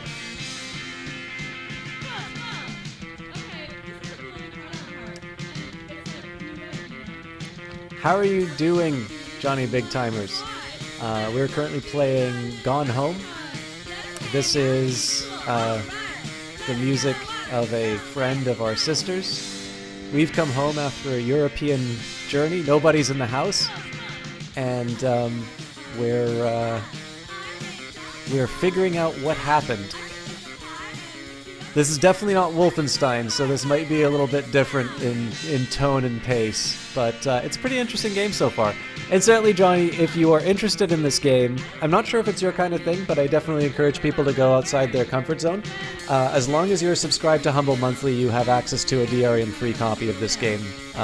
You should be able to get it at the same place as Getting Over It.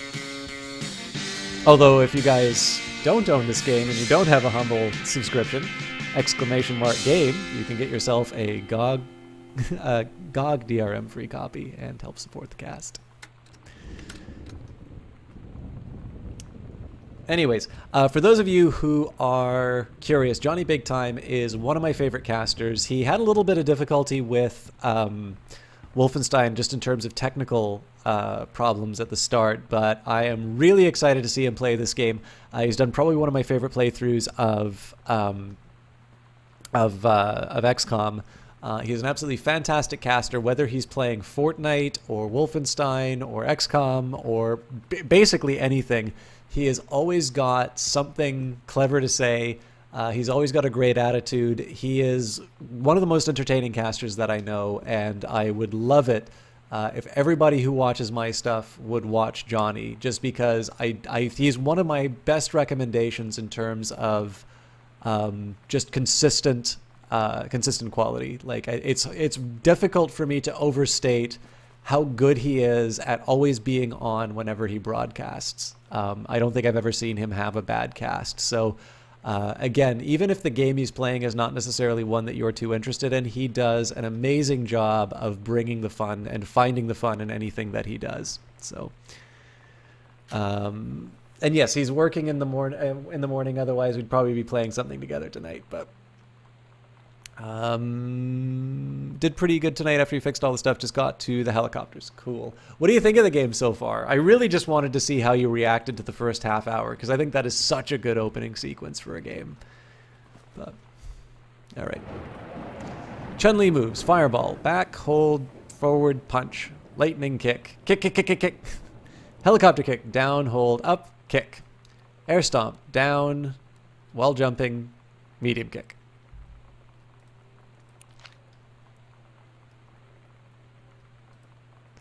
Hi, Lonnie. I wrote this in first period and left it in your locker on the way to second. It's what all the cool kids are doing, I've decided. Write me back. Also, here's an idea for something to draw. 2 cats on a motorcycle. Hey, this is a good idea. What all the cool kids are actually doing is sending each other pages on their beepers. But we're cooler than them, because guess what? They can't put this on a beeper. Your drawing of cats was so good that I added a background to make it even better. Maybe I should just stick to writing, though. I like it. How did you know they were about to get abducted by aliens?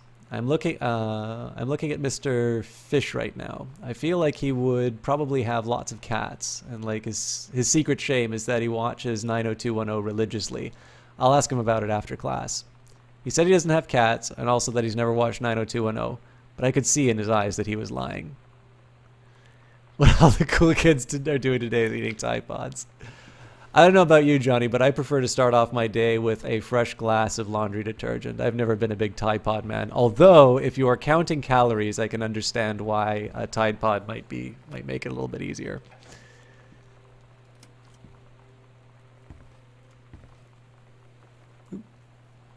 Man, Sam had this in like the 4th grade. Yep. That's a 4th grade binder, all right. Nope, nope, we're putting that down for a second. Grab the book. Yep, that's a Bible, all right.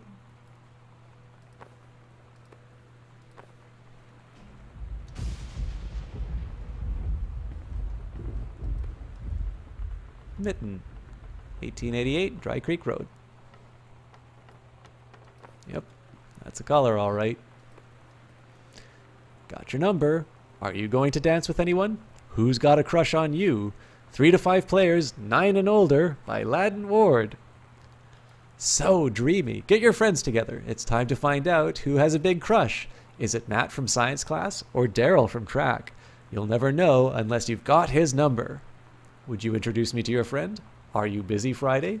Do you like sports? Laddington Ward Company, Plain City, PA, a subsidiary of T. Laddington Ward Incorporated, made in the USA.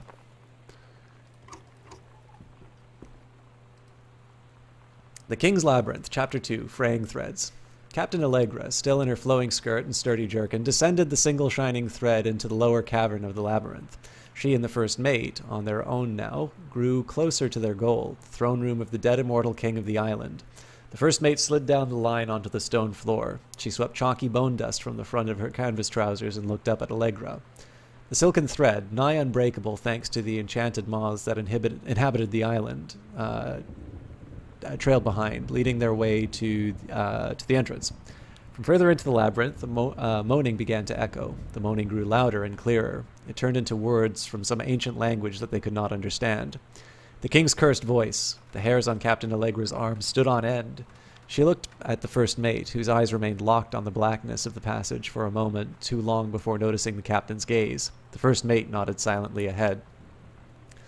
Following the king's ghostly song deeper and deeper into the labyrinth, they came upon a rocky gap spilling forth otherworldly blue light. This great basin of the dead king's throne room lay below. Skeletal in rotted robes, the king was hunched over with the blue orb topping his royal scepter. I'm sorry, guys, I'm not reading this properly. Shadows of his bony fingers danced on the walls like ghouls. As he sang, wailing souls flowed in one by one through the cracks in the cave walls, pulled into the orb, causing it to glow brighter and brighter. Behind the king, a long staircase hewn from rock led into the chamber from a passage at the top. Allegra said, "We have the advantage in numbers. I will draw his attention, and then you." But the first mate interrupted. "No, I am smaller and quicker, and you know of dealing with mystic energies like these. I will circle to the other side, get the king's attention, and lead him on a merry chase." She held up the silk line. "All traced by this invisible thread, of course." Allegra said, "It is a good plan, but perhaps we should go together." The first mate shook her head. "You know this is our best chance. Don't be afraid for me." They grasped hands and exchanged 3 tight squeezes, their palms glowing warm. The first mate tied the shining thread to the belt of her trousers and gave a quick salute and a wink, and then dashed off. Allegra waited, staring vigilantly across the top of the stairs where the first mate was to appear. The king continued his, "Wait, no." The singing stopped. The king turned and began walking up the stairs. Allegra wanted to call out, to do anything to stop the first. Holly makes a wish. Thank you very much for that, host. Allegra wanted to call out, to do anything to stop the first mate from running headfirst into danger. She tried tugging on the line to signal her. No use. The king was nearly at the top of the stairs when the first mate burst through the passageway. She skidded to a stop. Even from across the yawning basin, Allegra could see the first mate's eyes grow wide. She turned and ran, summoning his undead power. The king left the ground, levitating, gliding behind her with distressing speed. "How are you doing tonight?" And welcome. From some dank passage, much too far away, Allegra heard the first mate scream. She was already running toward the sound. The line in Allegra's hand went taut, then shuddered. It fell slack to the stone floor. As Allegra ran, she was gathering line, twisting it around her arm. She came to its end. The unbreakable thread dangled limply, its end shredded and frayed in her hand. She tossed it to the ground and ran.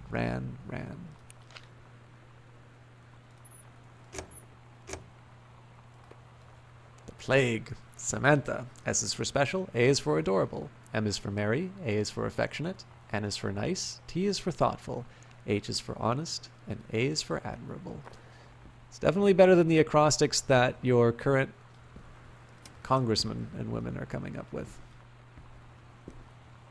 Sonic Boom 94. K-Sig presents Juliana Hatfield, Black Francis, Mighty Mighty Boss Tones, Buffalo Tom, Black, Social Distortion, Lisa Lobb, Bucko 9, The Dandy Warhols, and Offspring.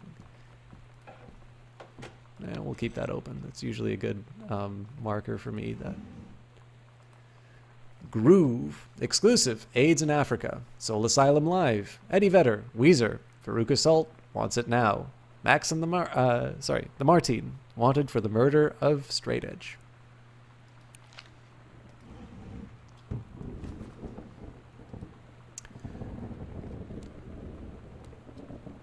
The Brother 150. Of course it's a Phaedrus. New for 1965.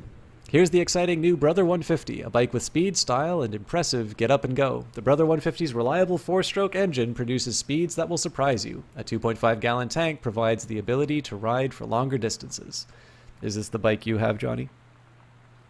This is the one me and my dad are building. Want to go for a ride when it's done? For those of you interested in the Brother 150, it has a weight of 251.7 pounds, a 4-stroke DB cylinder, 4-stroke DB cylinders, 16 horsepower and 10,000 ton RPMs, 43.2 by 41.4 bore and stroke. I don't understand bikes! The compression ratio is a very impressive 9.2. Fuel consumption, 142 miles per gallon. A tire size of 2.79 front and back. A 4-speed transmission. And do you guys want to know about the clutch? It's a multi-disc clutch.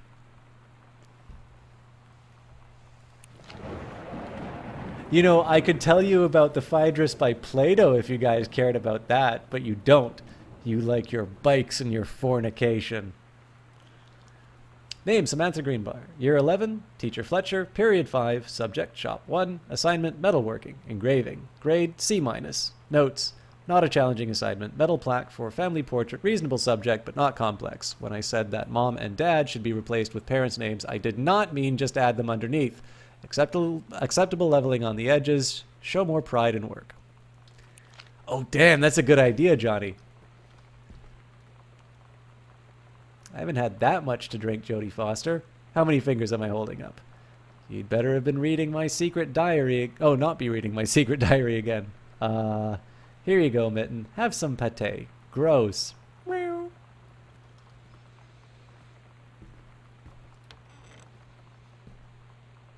Malayas? Pacific Institute Art Exhibition. I think we've seen everything we can. Oh, we've got Emma, Oliver Twist, Tom Sawyer, Ben Hurt, The Jungle Books, Selected Stories and Poems by Edgar Allan Poe, The Virginian, Treasure Island. I like Treasure Island. The Call of the Wild, The Master of Ballantrae? I don't think I've read that one. War of the Worlds, Scarlet Pimpernel, Metamorphosis by Franz Kafka, and Frankenstein by Mary Shelley. Summer Pre-College Program for Young Scholars, 1995. Sam, I think the creative writing track would be perfect for you. Mrs. Brah. Reed College, one of the nation's most lauded private liberal arts and sciences university, is proud to announce its 14th annual summer program for young scholars. This program invites students of grade 10 and 11 to attend lectures, workshops, and discussions covering a wide variety of intellectual pursuits. By focusing on small group sessions and close faculty-to-student interactions, the program encourages young minds to thoroughly explore areas of growth and enrichment as they approach the threshold of higher education. The program is divided into distinct tracks by subject matter, but students are encouraged to select sessions from secondary tracks along that to which they are admitted. On-campus housing and meals are provided as part of the program's tuition. Scholarships for summer program are available based upon merit and need judged by each student's submitted portfolio and financial documentation. Summer program tracks are Anthropology, Art and Art History, Classics, English Creative Writing, History, Humanities, Mathematics, Philosophy, Religion, Sociology, and Theater. Have a great night, Johnny Big Time. I'll see you next time, and best of luck at work tomorrow. Beyond the benefits of the program itself, 3 students from each track will be offered a full scholarship for their first year at Reed if they decide to attend the university full-time as undergraduates and are accepted by Reed's admissions board. Educators at student schools have been provided with documentation outlining the specific requirements for each track and process for submitting portfolios and applications. Students accepted to the program will be notified at the beginning of calendar year 1995. Explore and learn. How are you doing, Mase Ma Go Ma?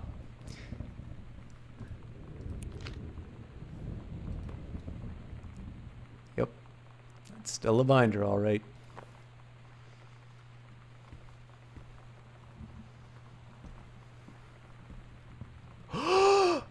It's a secret passage.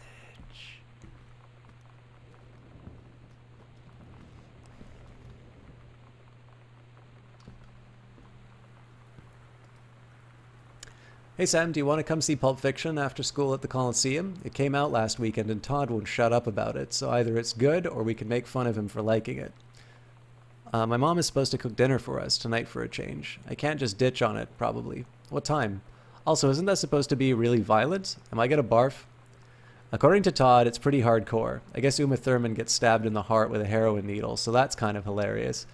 Also, something about cheeseburgers is important. Todd wants to see it again. 7:15, okay? Don't barf.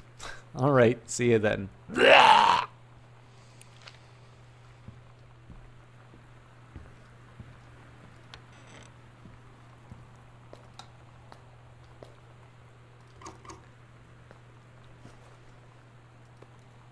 Yep, that's toilet paper, all right. And it's the Soft Plus. You know what? I don't actually really know what a tampon's supposed to look like, but I'm going to take their word for it. Yes, that probably tells you what a sheltered life I live, but... An emery board.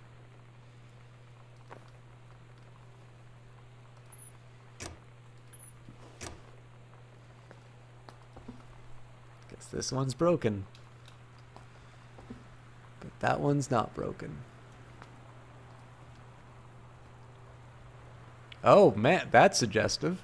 What's going on here?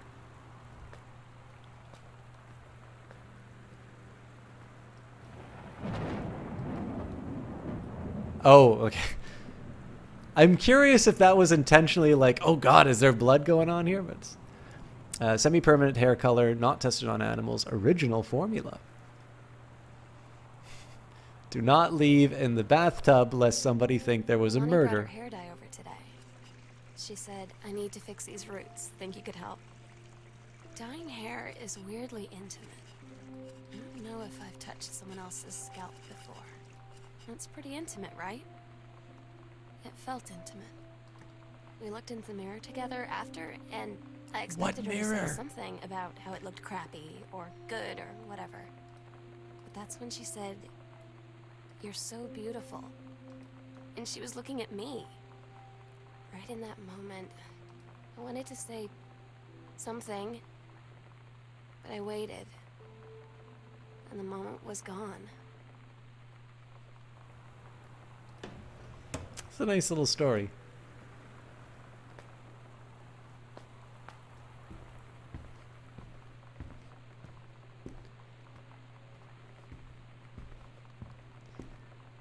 I'm going to allow myself the lights to be left on, or at least one light to be left on here, because I still need to open.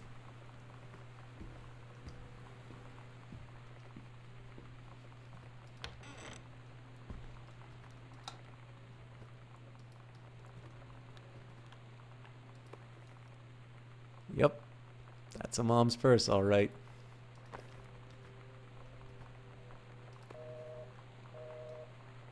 Yes, this is dog. Earth, Wind and Fire and Willie Nelson. America, Jackson Brown, the Pointer Sisters, Gary U.S. Bonds, Linda Rostat, Don Henley, April 22nd, 1982, at the Kitsap County Fairgrounds. Earth Day benefit celebration. Yeah, I'm ashamed to admit it, Isaacen, but like I never... So it's like one of these things where it's not exactly something that's come up very often, And any time that it's even remotely come up, it's like, it just seems to be one of these things that maybe isn't the best, like, I'm not entirely sure how one broaches the subject. Like, I would like you, as the official representative of all women, I would like you now to explain to me. I think it just has the combination where most of the time it's just not going to be, like, I mean, I don't know. Unknown dimension literature. I suppose it just seems polite not to ask. If I am assuming that if I need to know, I will be told. But so I should ask your grandfather. Unknown dimension literature, 6464 Michigan Avenue, Newark, New Jersey 07114. Kaz publisher. Communication must become total and conscious before we can stop it. William Seward Burroughs. I did not know what the S stood for. Londres. Dear Mom, Dad, and Sam, I am in the channel. This is my second passage through the channel. I'm on my way back from London, this time going to Brussels, Belgium. I'm sorry I didn't write you on the way to London, but I was too excited about the channel. London was great. Dad, I know you've always wanted to visit, and I think you really should. You'd love it. If you all wanted to come back here as a family sometime, I guess I could be convinced. Love you all, Katie. Mom, Dad, and Sam, 1 Arbor Hill, Boone County, Oregon, 97141, USA. By airmail, Pa Avenue. Royal Mail, 25 pence. Do you know who that is? Can anybody tell me who that is in the top right-hand corner? That is the Queen of Canada.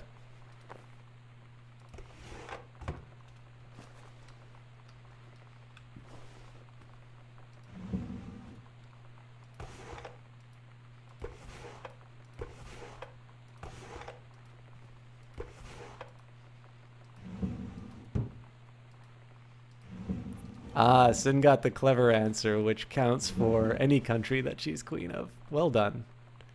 Oh, barf. Nero.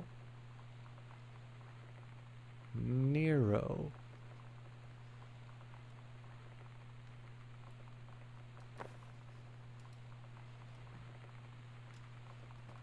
What would the Nero be? Is that some kind of fire extinguisher?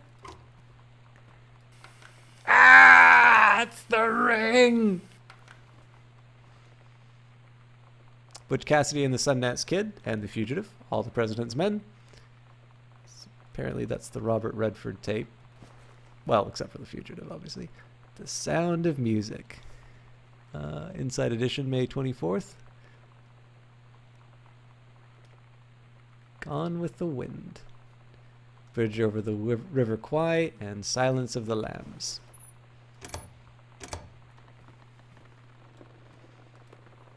Mitten. Mitten, our cat, Caitlin, age 5.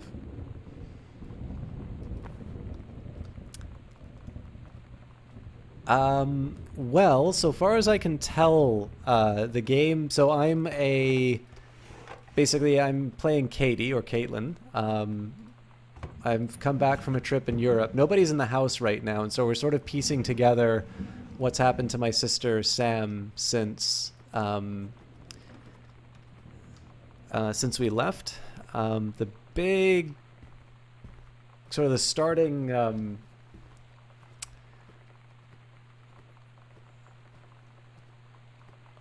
message is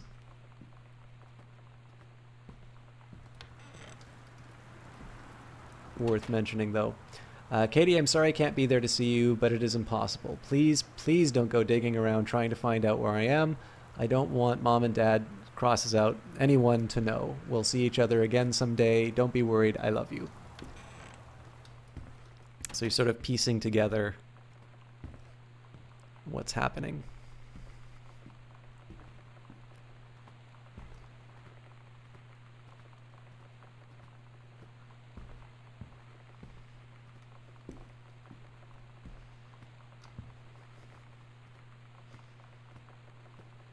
Wait a minute. That's a condom!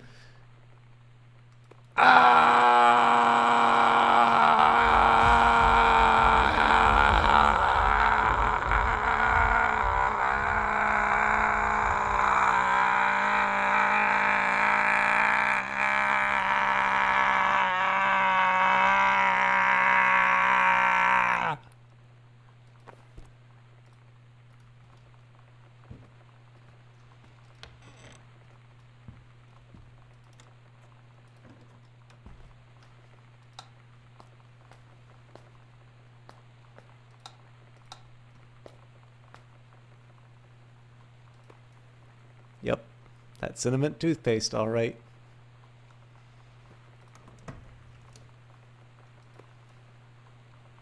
Blackfriars shaving cream for men.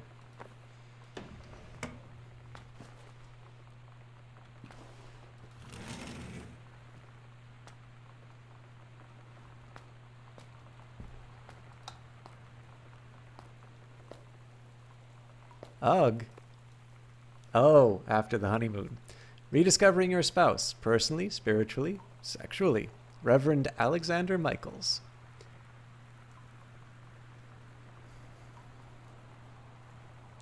After the honeymoon, rediscovering your spouse personally, spiritually, and sexually. It may seem inevitable that the spark that you and your spouse shared on your honeymoon should fade over time, but it doesn't have to. Reverend Alexander Michaels will show you how to rekindle the fire you once had. Part 1 provides simple steps to reopen the lines of communication between you and your spouse, allowing you to face the problems you share as partners instead of rivals. Part 2 leverages the Reverend's decades of service to God, helping you connect with a higher power. You'll draw strength from a spirituality you may not even know you have. Part 3 offers a number of fresh and exciting ideas for the bedroom, including a few things that may surprise you. The reserves of passion for your spouse run deep. You just need to know where to look. Reverend Michaels will show you the way.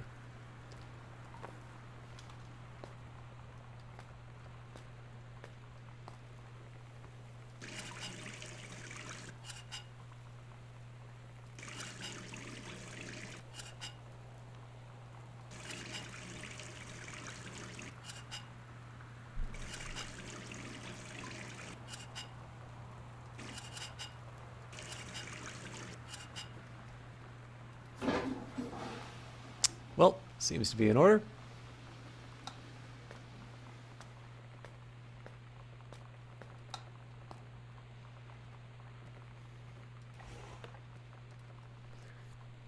Dear Jan, oh honey, let me tell you, I understand how you feel, but Bob and I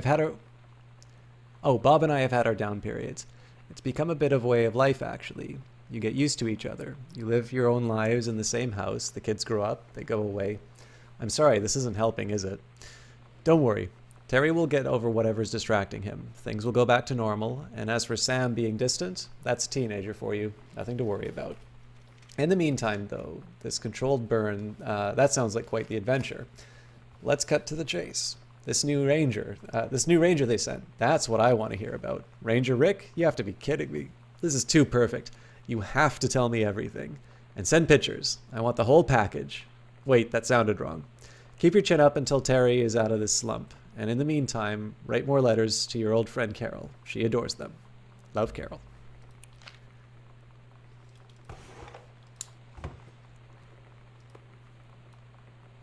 Yep. It's a family photo, all right.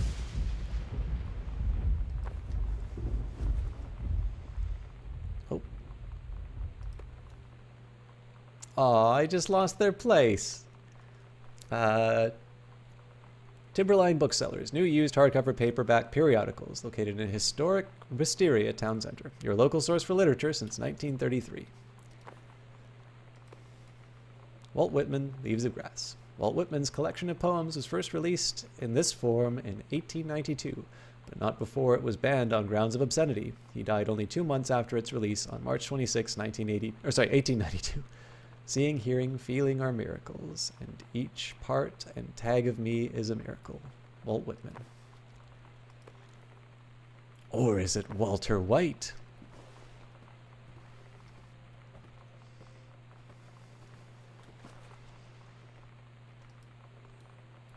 Looking for all the secrets.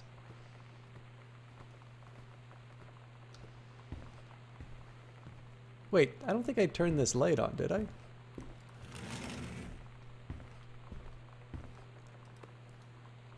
Watercolor Technique for Florals and Still Lives by Bradford Gregory. Are you a watercolorist looking to improve your skills? So was Bradford Gregory once. He since began painting with watercolors at the age of 40 and has gone on to win countless awards in national and international exhibitions. Now with Watercolor Technique for Florals and Still Lifes, he shares his years of watercolor experience with you. This book doesn't contain lists of rules, but principles and concepts that will lead you down the path to fulfilling your personal potential as an artist.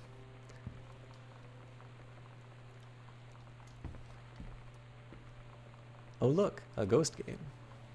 Escape from the Ghost Mansion. Ages 8 and up. Avoid the ghosts of the Ghost Mansion and make your escape with your wits intact. 2 or more players. A few of the shades you may encounter as you attempt to escape from the Ghost Mansion. The Brothers, the Cowboy, and the Widow by Famous Games.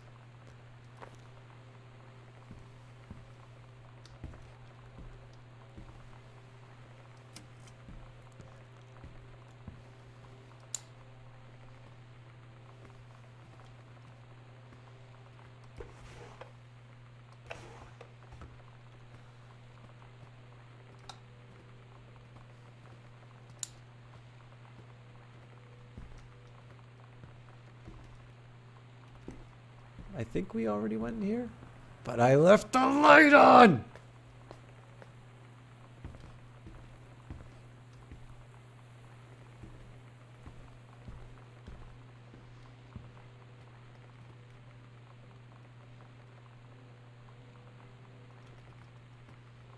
And this should be a new area, yes. Katie, Mom and Dad were going to make up the guest room for you to stay in over the summer, but you came home on such short notice that they weren't around to do it.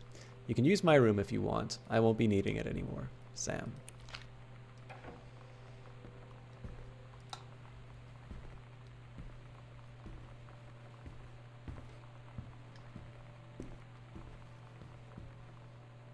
Wait, there's more books? This is almost like my... Okay, so... To be honest, there's probably 2 people in chat who have seen how many books are in boxes in my in my apartment. It's a little embarrassing, especially when I need to get them out, because it usually involves completely just demolishing any tidiness in my apartment. But I like books. Hey Sam, you were asking what my erotic ribbons meant? Here's a handy guide. Orienteering. This means the Army thinks that I can find my way around. Rifle team. The Army has branded me as a certified killing machine. Adventure training. I am a bored adventuress and no borders can hold me. The Army recognizes this. So, if you didn't think that I was cool before, now you do. Lonnie D.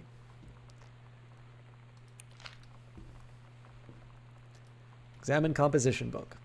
Samantha Greenbrier, The Ghost Hunter Journal.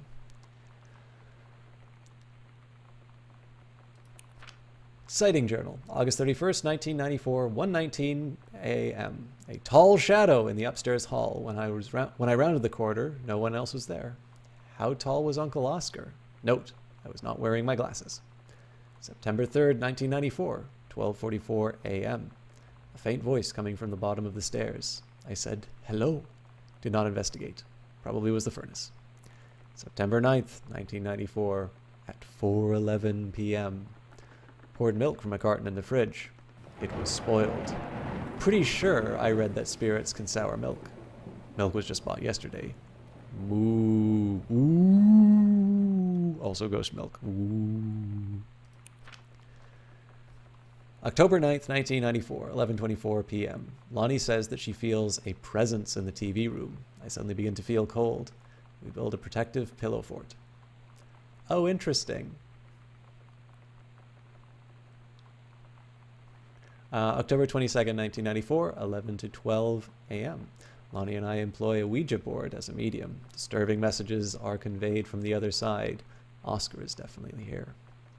October 28th, 1994, 10 p.m. to October 29th, 4 a.m. Enlisted Lonnie to stay up all night to help patrol premises, recording any signs of otherworldly presence. Lonnie reported many sightings, but all remained unconfirmed. Possible ectoplasm in the attic, probably due to our leaky roof. Sample taken just in case. Despite our best efforts, we both fell asleep around 4 a.m. All in all, a successful night.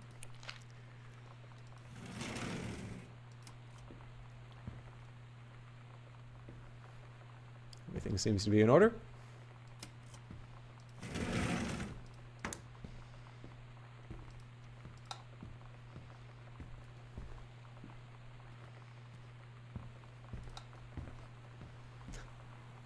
Going to be watercolor paintings, and it's going to be like Layers of Fear, where I'm going to turn around and it's going to scare the crap out of me. Ooh, cassette. Heavens to Betsy, nothing can stop me. I wonder if I can put it in my inventory.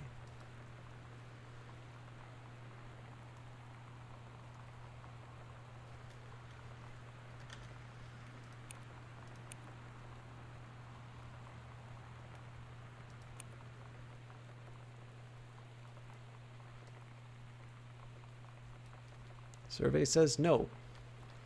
So either there is something to play it in. Aha!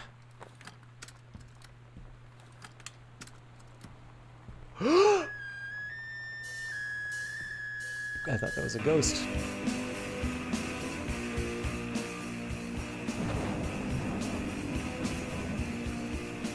Halloween show! The Misfits. They're awesome. Don't forget your costume. Stygian Lounge, October 29th, 9 p.m. 0S6 West Franklin, downtown. X, see you there, X. Lonnie. Sometimes you just have to lie to Mom and Dad. Like when Lonnie asked me to see a band with her and stay over at her friend's place in the city after. That's a lie to Mom and Dad situation. But it was so worth it. The girls on stage were just so loud and real and awesome. And everybody was moving together like one huge tide of sound. Between two songs, Lonnie leaned over and said, "How do you like your first show?" I was so happy. I felt tears starting in my eyes. And then she up and hugged me. I think she could tell.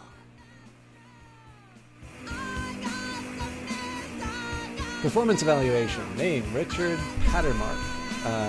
Janice Greenbrier. Evaluation period, September 2nd, 1994 to November 1st, 1994.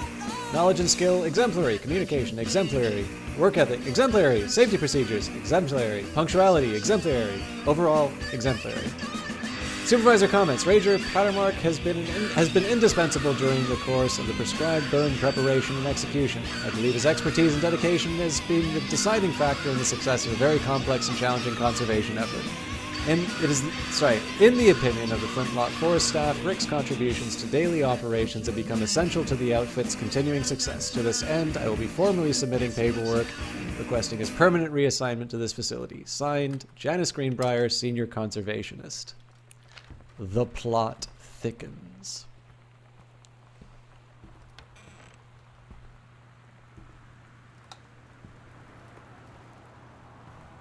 Okay, fine.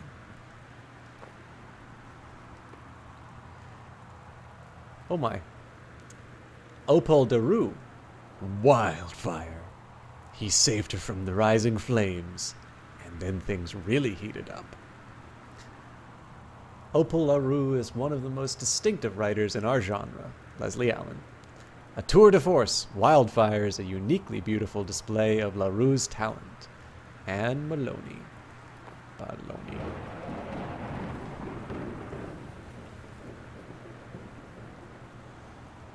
Sorry for the wait, folks. I've just got a few... Ooh.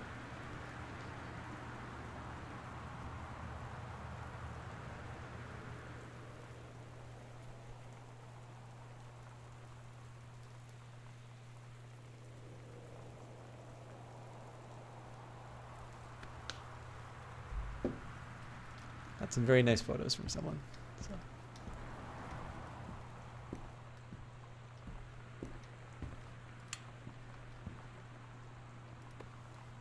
Healthy Choice, Skills for a Healthful Life by Richardson, Osborne, and Acker. The 4th edition. Doesn't even require any, fancy-ass recommendations.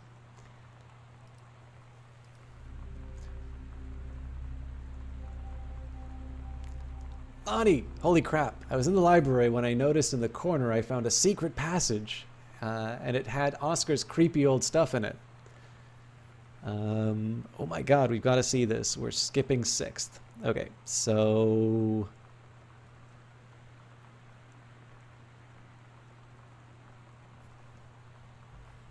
Mom and Dad's room. There's that clock. Okay. Secret passage is marked. Okay, I don't need to worry about that then. I wonder if it's possible to find the secret passage before getting that information. Cassette case. Heavens to Betsy. Calculated. For Sam. Heavens to Betsy. Calculated. Nothing can stop me. Decide. Stay away. Calculated. Waitress. Hell. Intermission 247. Axemen. Donating my body to science. Terrorist. Don't look here.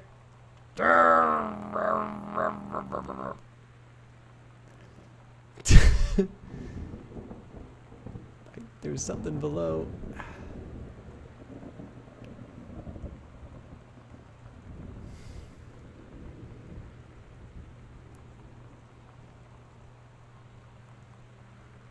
Congratulations, texture person and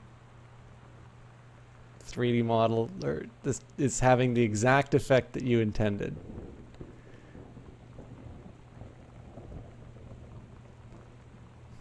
I give up.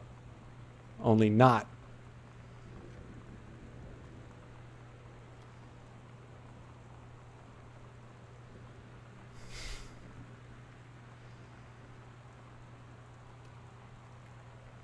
All right, now I give up.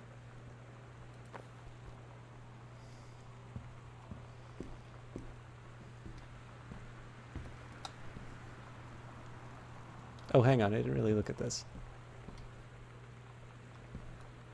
Captain Allegra and the first mate. Your costume? My costume.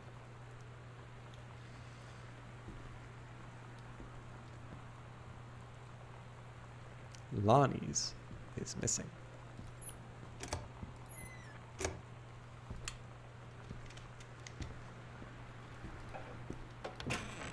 Should I leave doors open just to remind myself where I was?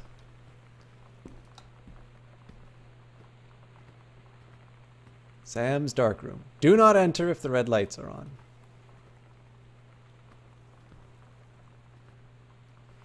Tempting, but we have a secret passage to explore. Also, I must have missed a tip on the combination. I don't think...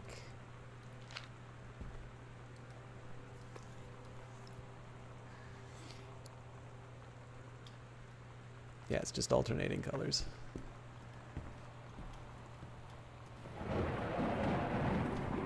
It hasn't been like remarkably puzzling on for most of the unlocking stuff. So I'm assuming if I'm intended to find a particular thing, then the game will make that pretty clear.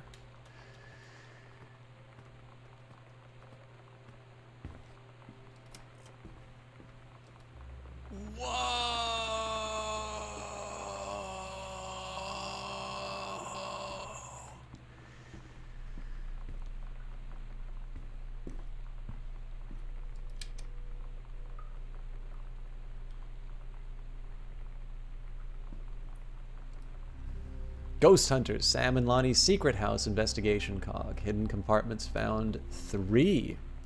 Library, the upstairs hall, the foyer. Evidence of supernaturals discovered 0. Hidden compartments marked on the map. Press 2 or M to review.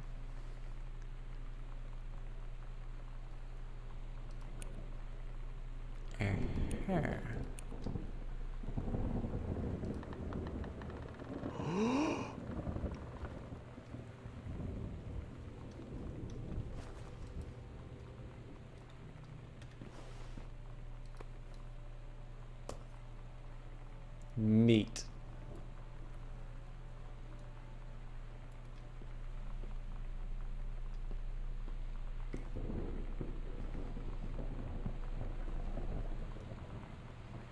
For God so loved the world that he gave his only son. Well, that's it.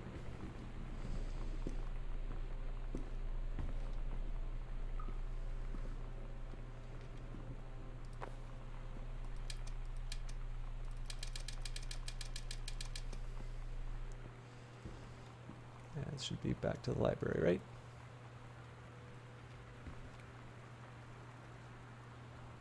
Or does this count as the library?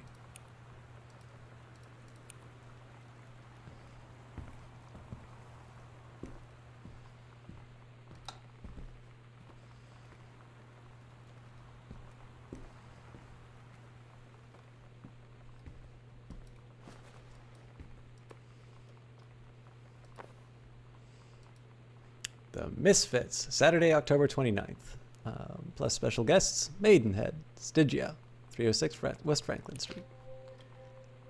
At Todd's brother's place after the show, there was only a futon to sleep on, so Lonnie and I shared it. The lights went out. I was turned toward her. My eyes started to adjust, and then I could see she was looking at me, too. In the dark, she smiled.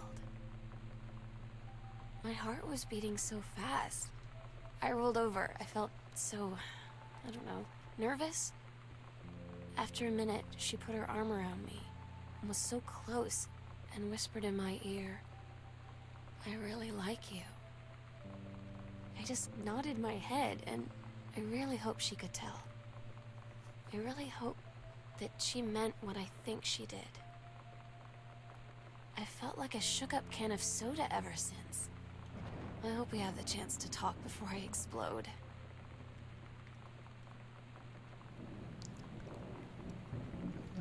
So I missed a panel before. Oh, there's the Ouija board.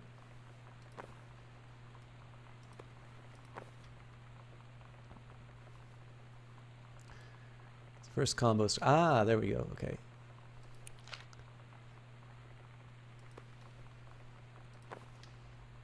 Read note.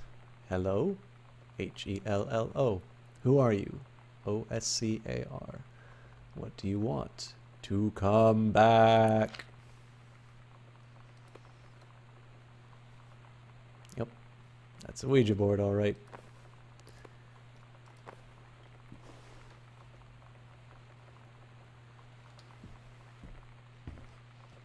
And I've never seen paint mixer sticks that look like that. It is entirely possible, but it's not one that the ones I've always seen always have like these little kind of like carvings to make it easier to hold. Sparks5 says, or Sparksby, hello System Shock and chat. Hope you all doing good. Just got home from work and so glad it's the weekend. Probably gonna lurk and drink some tea because you're exhausted from work. Well, welcome.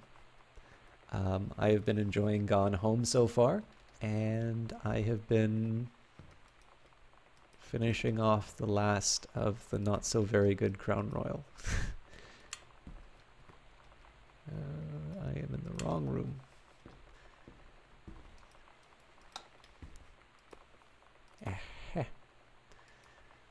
Okay, so we've got the combination. Heaven, the edge of the world. Private, do not read. Oh, we're reading this, chat. The Green Glacier, Part 2. Samantha Greenbrier, 9th grade. December 1st, 1992. Allegra and her scouting party peered down wearily through the dense canopy of rustling leaves from their perch high in the forest branches. Mere feet away, sunlight shone brightly off the inner ice walls of the glacial basin in which the forest grew. It was a strange sight indeed, such lushness juxtaposed with the frigid ice formations. Allegra leapt forward without hesitation, bounding through the high branches. The first mate had been captured by the Green Glacier's Amazonian tribe. His life hung in the balance.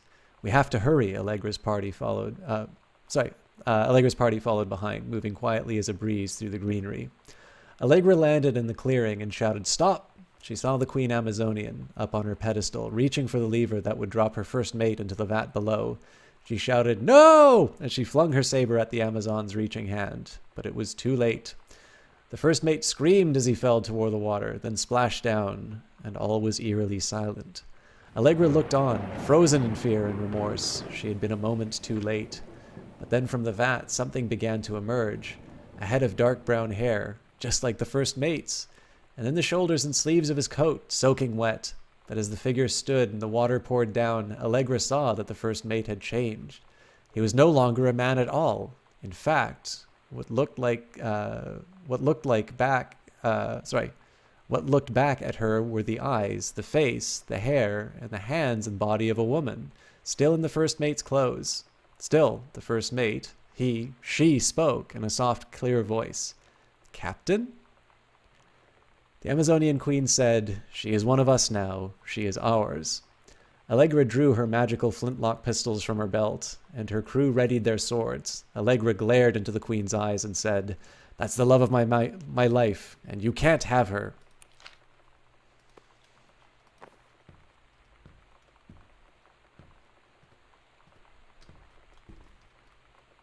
Alright, so we've got the locker combination and the attic available to us as options at the moment.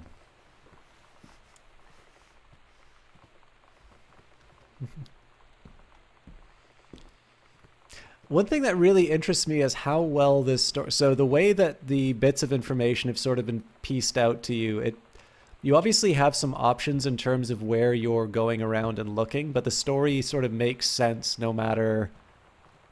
I mean, I've obviously only experienced it the way that it is, and yet when I'm thinking about the ways it sort of pieced things out, I can't really think of any... I can't really think of any examples of,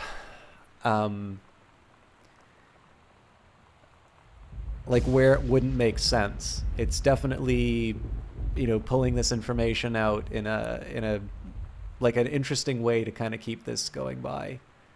Sorry, was it 051? There we go. Sorry.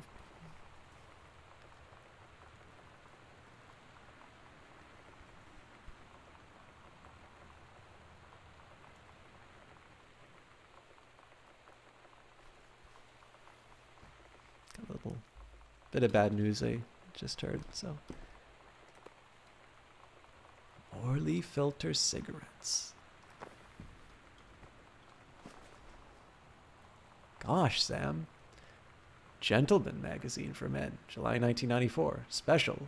Shannon Doherty, the great UFO cover-up. Exclusive interview with mogul David Geffen. And finally, Gillian Anderson.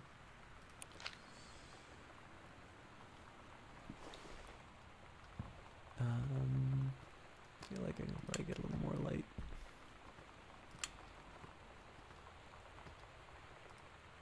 Lonnie in 94. Lonnie came over today.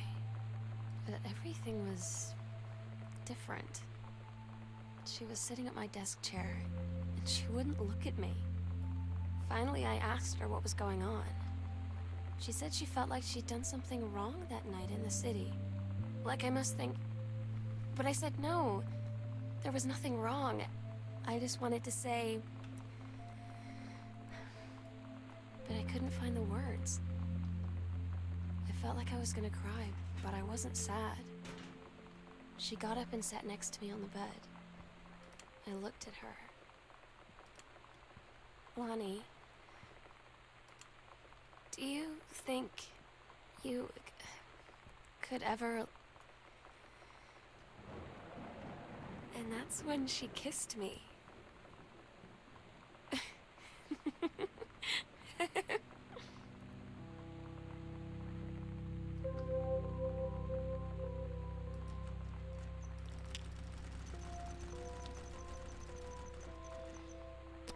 That's a dark room, all right.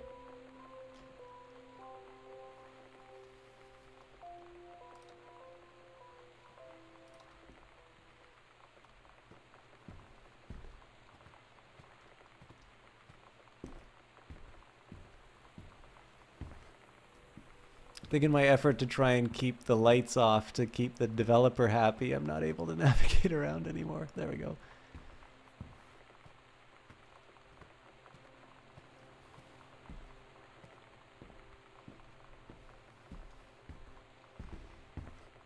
I think the basement, yeah. So at this point, I mean, I think we've had a couple of things to keep us from going from certain areas as well. Like obviously the locks and that, but it seems like the game is very specifically directing us that we have to have sort of the components that we've seen so far, and now we're allowed to go to this new element. I don't know if we haven't. Oh, hang on. Whatever you found, don't tell mom and dad. The attic. ... Okay.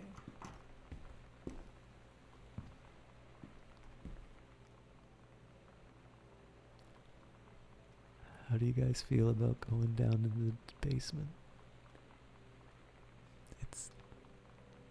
It's a little... I'm not saying I'm scared of the dark, but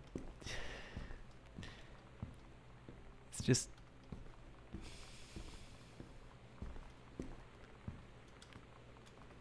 You know, we gotta make sure the lights are off, right? So... Oh god, okay, it's a little hard to see. I'm gonna keep these lights on, and I'd like you to follow me down these stairs. And while we're going down these stairs, I'm gonna ask you a question. The question is, do you scare easily?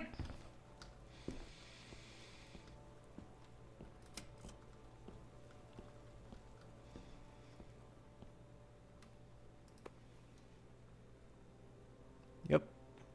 Those are chips, all right.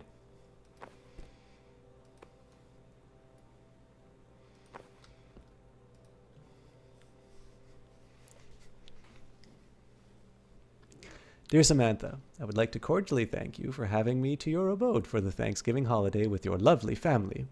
I enjoyed the flavorful potatoes, and also it was weird being around your parents for that long, but it was pretty funny how impossible it is for your dad not to be awkward for more than 30 seconds at a time.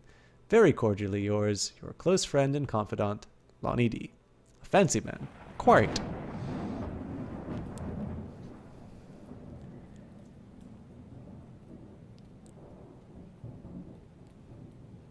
I'm glad, Isaacson.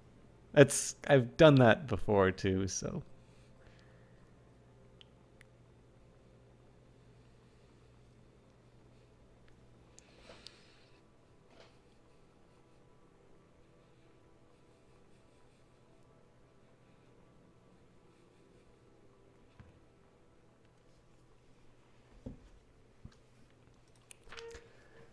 Dear Miss DeSoto, allow me to take this opportunity to thank you in kind for being such a gracious host of the festivities at your father's estate following the aforementioned meal with my parents.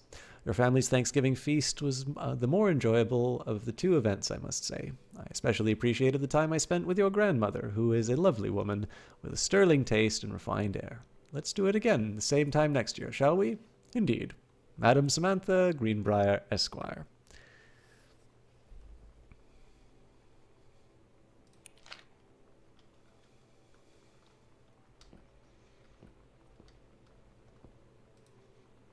S and L. They really like their savings and loans, huh? It's different now. I mean, we still hang out all the time like before. But now when no one else is around... Well, you know. So you could say we're dating. But it's secret. Secret dating? I don't know. I mean, I guess that's the real difference. Now when we get off the phone, or go home for the night, or it's just quiet and we're alone, we say I love you.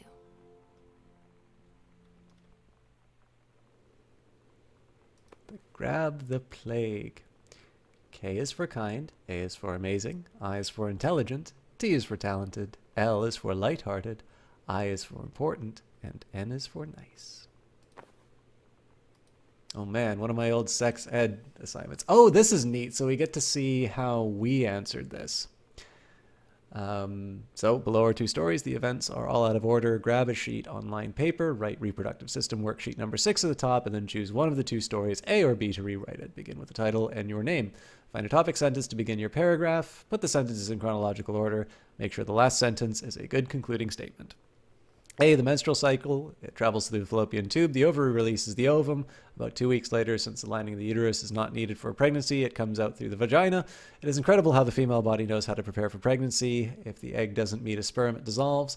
While the ovum is developing, the lining of the uterus is getting thick and soft. Another ovum starts to develop in one of the ovaries, and the process begins again, and an ovum starts to develop.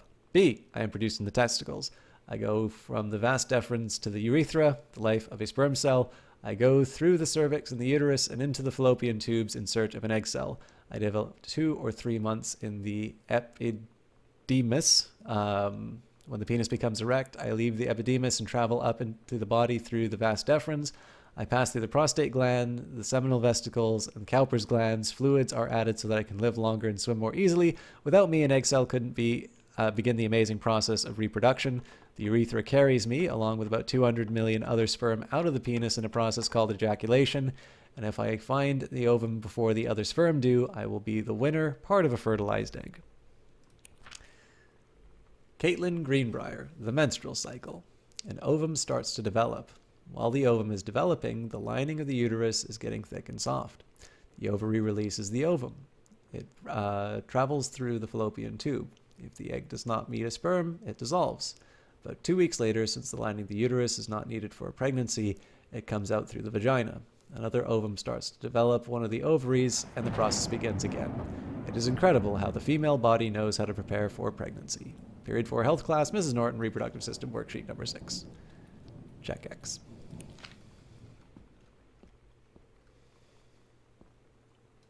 First, Caitlin Greenbrier.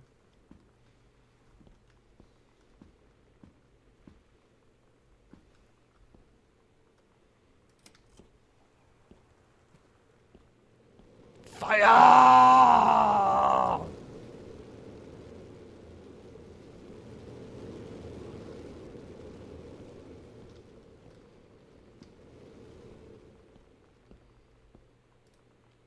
Reed College, Office of Admissions and Financial Aid, January 24th, 1995. Samantha Greenbrier, 1 Arbor Hill, Boone County, Oregon, 97141. Dear Samantha, congratulations. I am pleased to inform you of your admission to the creative writing track of the Reed College Summer Program for Young Scholars for its 1995 session.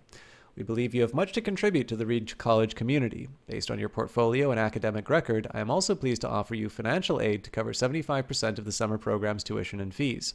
The attached documentation delineates your schedule, optional secondary track choices, and your dormitory assignment.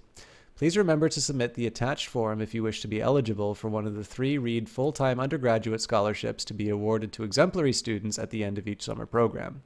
We very much look forward to your attendance. Again, congratulations on your admission, and best wishes from all of us at Reed College. Sincerely, Julie Morris, Director of Admissions. I'm so stupid sometimes. I was telling Lonnie that I got into my college summer program thing, and I was all making plans like, you should come visit me, stay in my dorm room. But she said, Sam, I ship out on June 6th. I was like, ship out? To where? She said, to basic training. What did you think I was doing all that ROTC stuff for? I guess she's been planning to join the Army right after high school since she was like 12. And I guess she's really going to do it. So I was like, after graduation, I'm just never going to see you again? She said, let's just have fun while we can.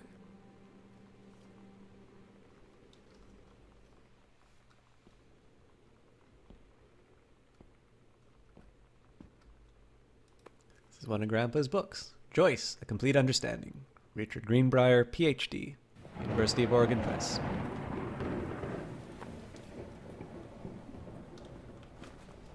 Richard Greenbrier, Ph.D., Professor Laureate, English University of Oregano, 1956.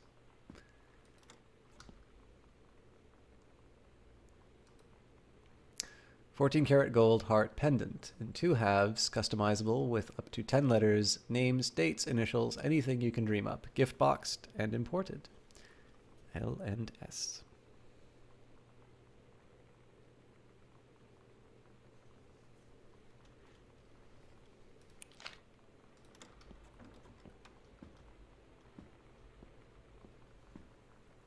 One of Dad's books, something stuck to it.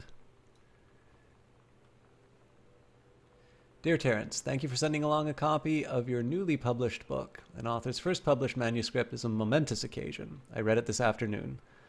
I certainly recognize my son in the subject matter. An author's work is an externalization of that which he holds dear and that which he fears, and in this respect, I believe your work was successful. But the lens through which the person, So I'm just going to get a little bit closer to the light so I don't need to read it on an angle.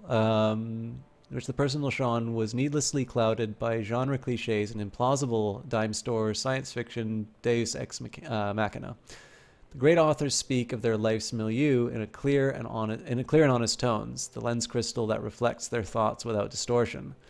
I congratulate you on surviving the great ordeal that is publication, and rest assured that readers of your chosen genre will lap up copies hungrily, but I urge you to shed artifice. You can do better. With a father's love and encouragement, Richard Greenbrier, Ph.D.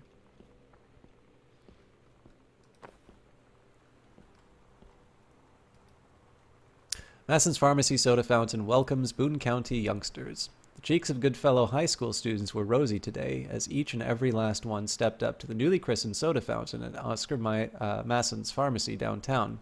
Following many months of renovations, including a brand new dispenser to mix fizzy water with any number of flavored syrups, a glass-topped ice cream case from which to scoop, scoop, scoop to the heart's delight, Mr. Masson, a long and well-loved fixture of Main Street, looked overjoyed to welcome the throng of young people. The first sweet served up at the blah, blah, blah, blah, blah. Oh, and apparently Terry Greenbrier got the first scoop. Yep, it's a 3-ring binder, all right. I think that's Mom's citizenship stuff. Certificate of naturalization. You know what? I'm just going to accept that this is correct.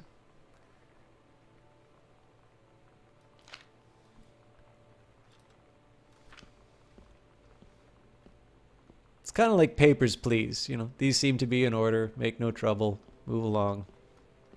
I don't have time to check all the details. Okay.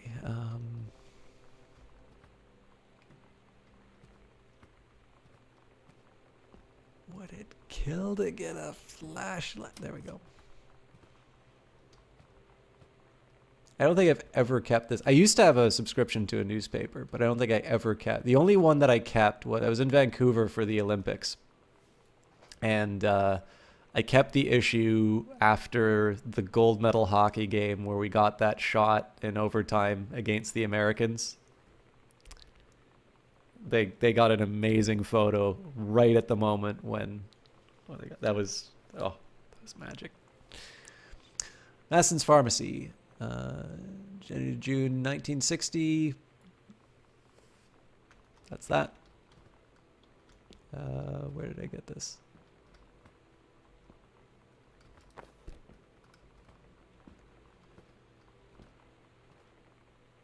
Postcard. Hey Sam, I'm writing to you from Multnomah Falls. I'm here on a stupid class trip, which is stupid because it's March and I don't know if anyone running this school has been to Oregon, but it's cold and rainy as shit in March.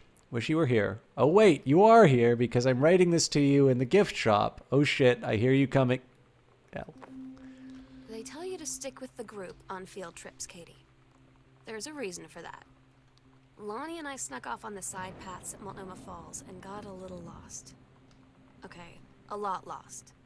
Like, for hours. Right before the bus left, we found a trail and came running down the path, soaked and covered in mud, shouting for the bus not to leave. The school called home. Mom and Dad said, you didn't get into trouble like this before you met that Lonnie girl. But I don't think they know about us. The kids at school, though, I'm really afraid that's a whole other story.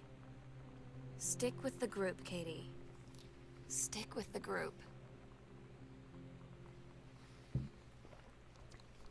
Sorry, guys, just one quick second.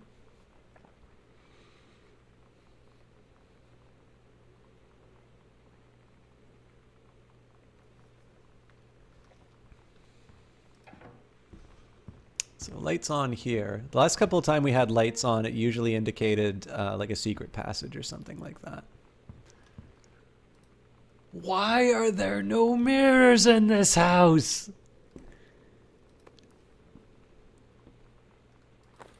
Oh, wait. Girl Scout.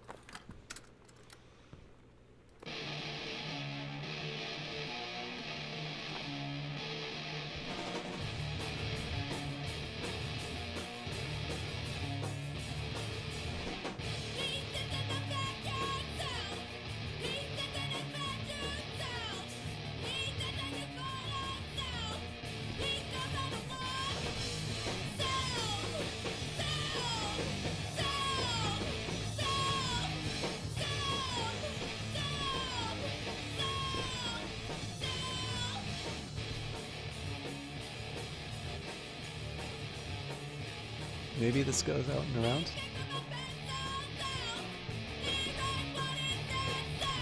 Yolanda De Soto, care of Hector and Marie De Soto, 718 Val Humber, Mexico. Miss Samantha Greenbrier, 1 Arbor Hill, Boone County, Oregon, 97141. USA! Today's Spanish lesson, X-Fly Mosca, Fly Mosca, Mudcap, Tabuco, Sunbeam, Rayo del Sol, your love, tu amor. Dear Sam, I'm so happy you like the drawing. I was thinking of us when I drew it. I knew you'd be able to tell. You'd love Mexico. I think probably. The nature here is totally different than back home. I keep thinking about Allegra and the first mate lost on a mysterious island when even the plants are out to get them. And I think of them together, but out there in the wilderness together, I start thinking of you again. I lie here in bed and I can almost feel you. I've been trying to save it for when we're together again. I haven't done a good job, okay? But I tried. Okay, enough about that. Your last letter got to me the day before we start driving back north. We'll be racing this letter home. If I get home first, we can read this together. And yes, I'm taking tons of photos. We'll be able to spend so much time in the darkroom. Tu amor, Lonnie. Hey, Avia, how you doing?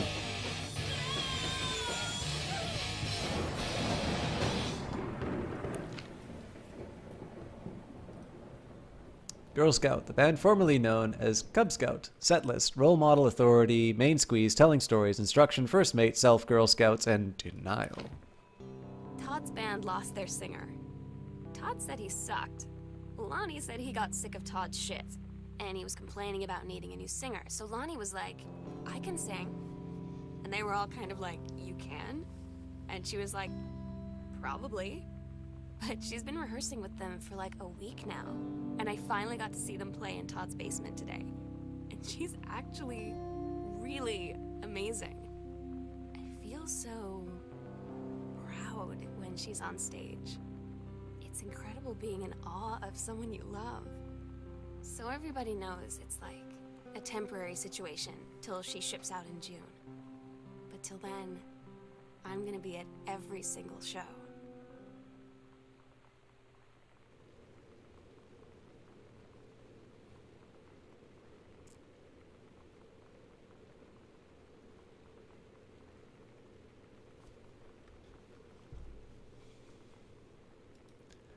Samantha Greenbrier on December 10th, 94. 1 Arbor Hill. 2 Half Heart Pendant, $59.99. Custom engraving, L&S, $19.99. $80 cash.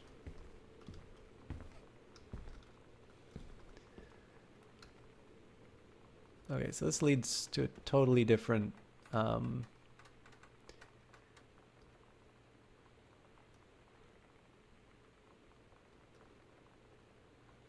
totally different section, but.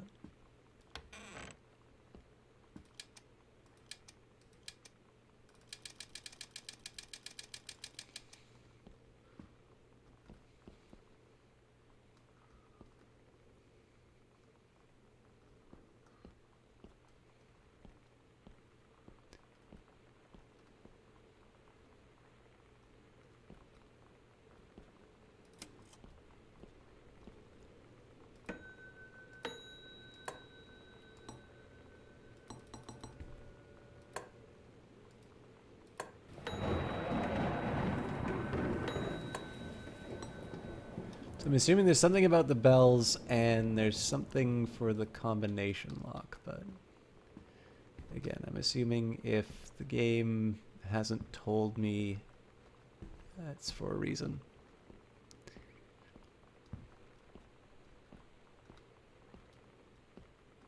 Oh, right. It was here that I wanted to go. So.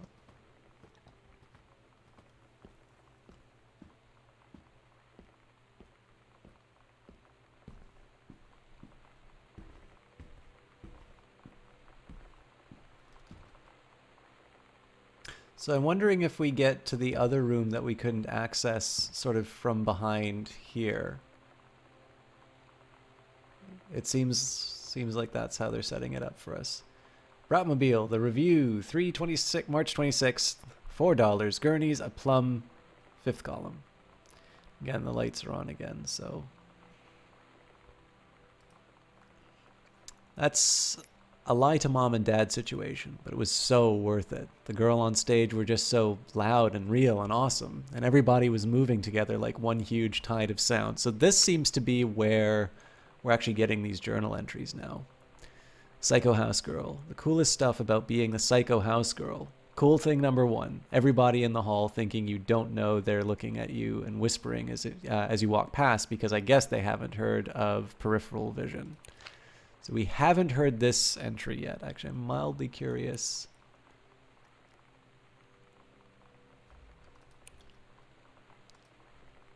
Costumes, skeletons and devils, cheerleaders from the Smells Like Teen Spirit video. One girl dressed as Jackie Kennedy. That's another one that we haven't heard yet. Goodfellow Senior High School, Sheldon Grossman Principal, Geraldine White Assistant Principal, Samantha Greenbrier, 1 Arbor Hill, Boone County, 97141. Dear Miss Greenbrier, appreciate the time and effort you put into writing your letter. It showed initiative and was well written, but it does not change my mind on this matter. While I understand that Miss DeSoto is a friend of yours, the fact of the matter is that she defaced school property with profanity. The fact that she allegedly defaced her own locker in retaliation for another student doing the same to yours is immaterial. As to your complaint that no student has been punished for their part in this incident, the fact is that no guilty party has come forward, and there has been no convincing evidence as to who might have defaced your locker. In other words, there is no one to punish. I would suggest letting this issue drop, as it will only bring more unwanted attention on yourself, which I believe is what you claim began this whole incident in the first place. Sincerely, Principal Sheldon Grossman. I don't get Lonnie sometimes. Like, her band, and our zine, and her hair, and everything are all anti-authority. But I watch her in JROTC, and she's doing drills in perfect formation. Following orders, no question. And there's all this stuff in the news about don't ask, don't tell. Like, she's going to join the army and then have to lie about who she is. She said they don't need to know what they don't need to know. Like it was no big deal. This from the girl who trashed her locker to, like, defend my honor. I've learned when to stop arguing, though. I don't think Lonnie even gets Lonnie sometimes.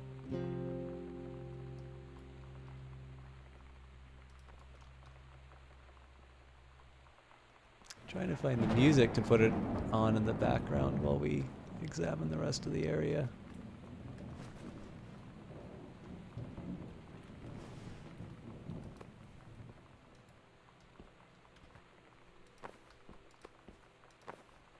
Found it. Heavens to Betsy, terrorist.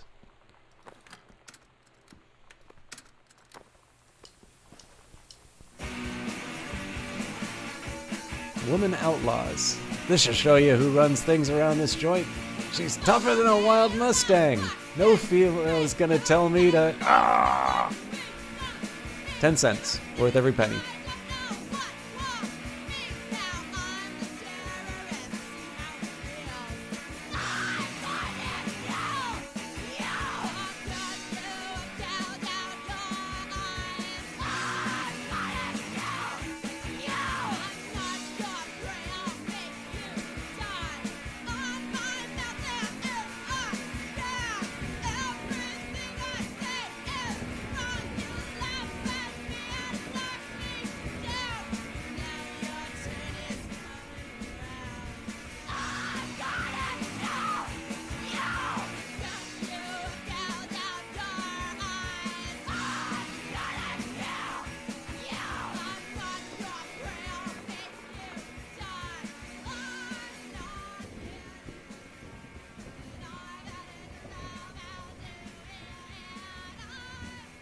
Yeah, so this is the locked area we couldn't get into before.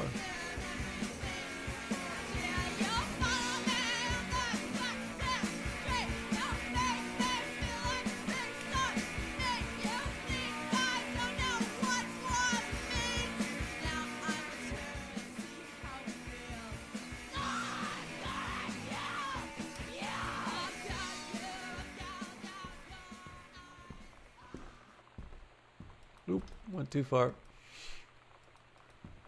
But apparently there's no way to open this from the other side? That doesn't seem right.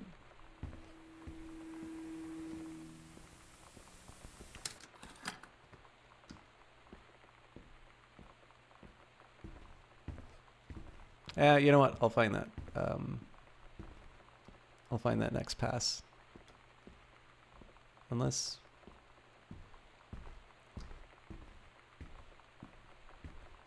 we have to go back up for the attic anyway, so...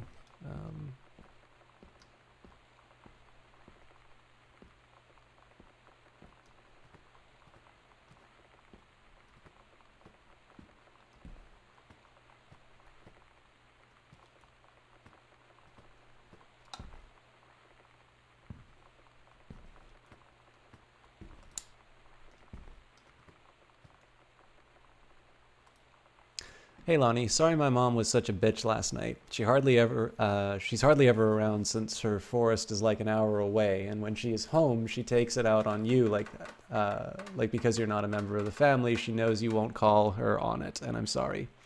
Haha, it's okay. I know she's just jealous of our cool and freewheeling lifestyles. I feel sorry for you. I'm lucky my mom lives in Florida.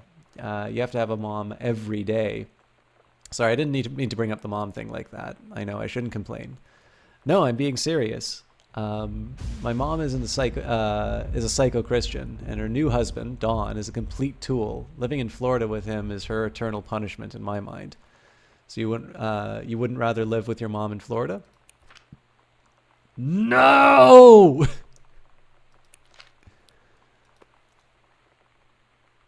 That is an Espanol textbook. Offer promotion, Bruce Pendleton, Head of Personnel, State Forestry Service. Dear Head Conservationist Greenbrier, due to your exemplary management of the Flintlock prescribed burn operation last year and the service's need for experienced personnel to direct regional operations, we'd like to offer you a position of Regional Conservation Management Director responsible for operations throughout northwestern Oregano. Your assistance would be sought to fill your previous position on site at the Flintlock National Forest. Your new posting would be at the Regional Management Building located at 128 Bullhorn Road, which should be much more convenient for your daily commute. Please respond as soon as possible regarding your decision. We very much look forward to your reply. Signed, Bruce Pendleton.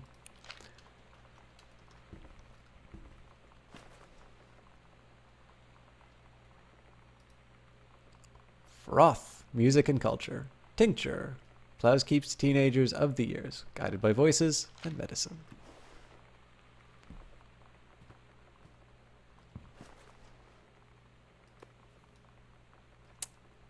National tickets. Kink 102 FM presents Earth, Wind, and Fire, Civic Auditorium, Thursday, February 23rd, 1995, 8 p.m., 2850. No cameras, no re-entry. And it didn't wind up going to the show.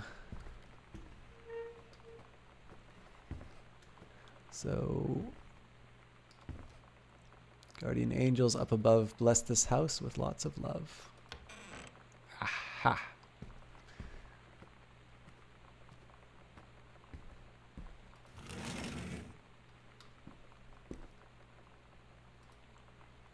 Sam, the skull was the coolest thing I found in Mexico, and it was like $3 American.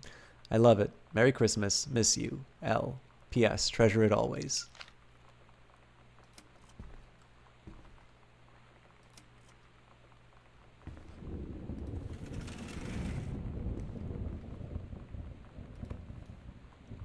Yep. It's another mom's purse, all right.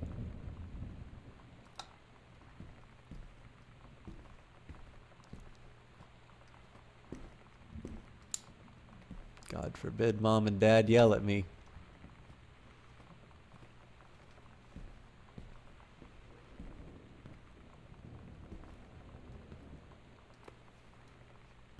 Manual for Forestry Research and Education, Revision 6 for Takelma County Forestry Service, issued by the United States Department of Agriculture, Pacific Northwest Research Education Service. Take care of our forests. Hi Jan, I got 2 tickets for EWF on Thursday, but my girlfriend says she doesn't want to go. Her taste in music rears its ugly head again. So that leaves me with an extra ticket that I thought you might be interested in. More fun than clearing brush in the freezing rain. Right? Rich.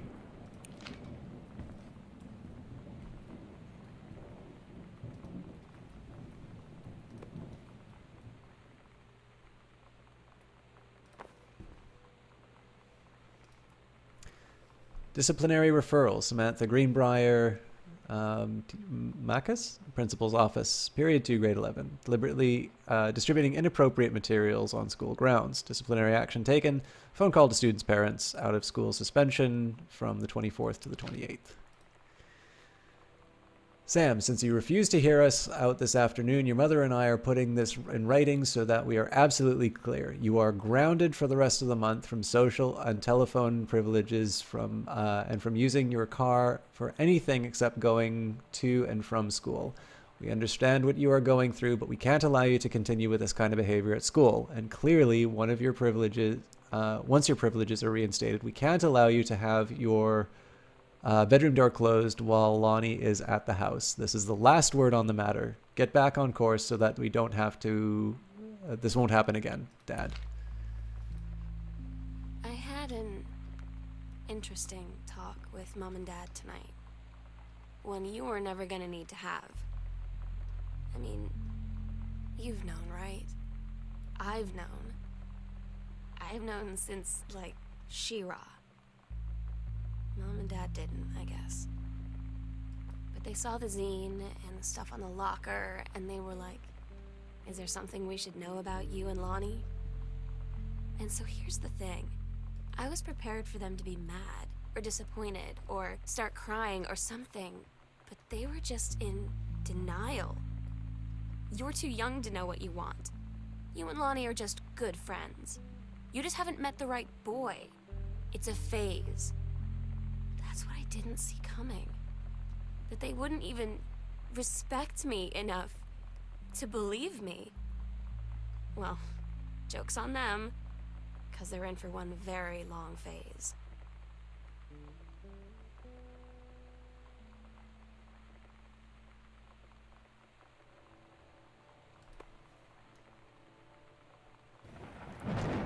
Hi Mom, Dad, and Sam. The Vatican is weird. As you can see, the Catholic Church still has a lot of money left over from the Middle Ages. I've gotten to see all of the art, including the Sistine Chapel ceiling and sculptures by Michelangelo, Donatello, and the rest of the Ninja Turtles. Mom, we'll have to come back together. I would love to be here with someone who really appreciates the history behind everything. Also, Sam, they have various relics, as in pieces of important dead people, so you could probably come too, or you should probably come too. Next stop, Barcelona. Calm down, Dad. I probably won't get bored by a bull. Probably. Love, Katie. God, no butts in heaven.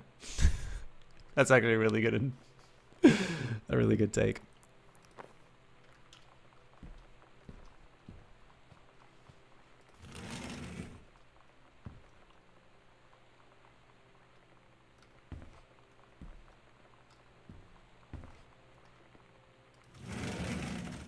Well, crap. I was hoping for the linen closet ending.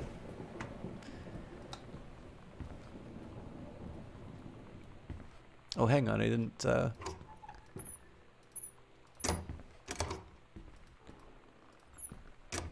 leave no stone unturned.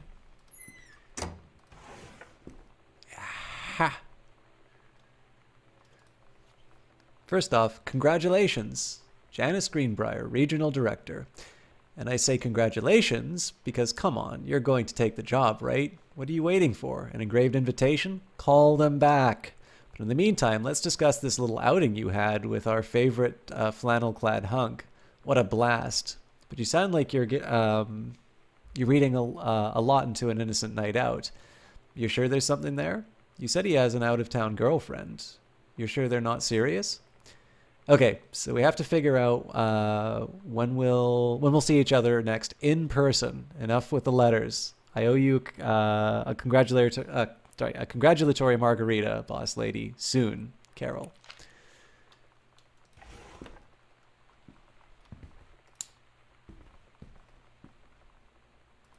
Oh. Well, crap.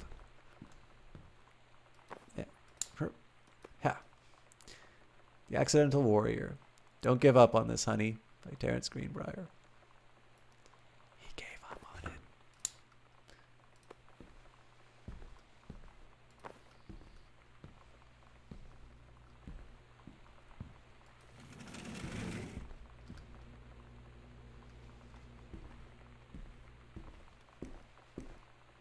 I turned that light off too soon. More music. Actually, there's a bunch of stuff here. Bratmobile, some special.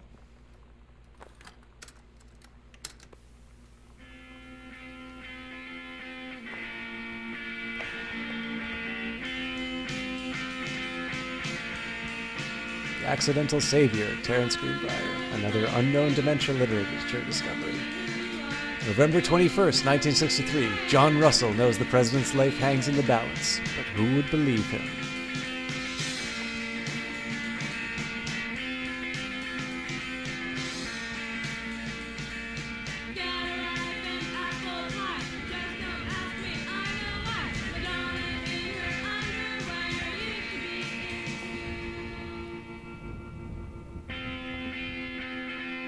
Those are mushrooms, all right.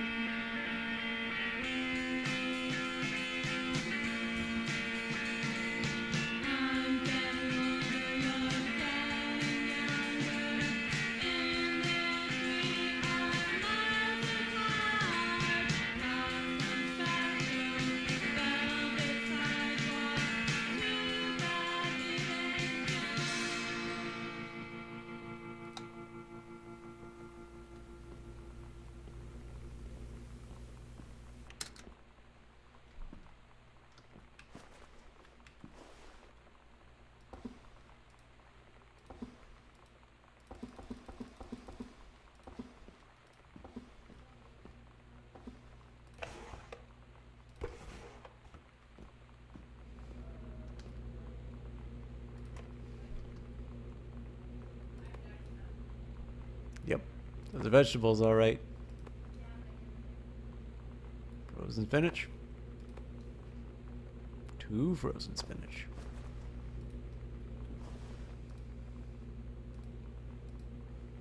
All right.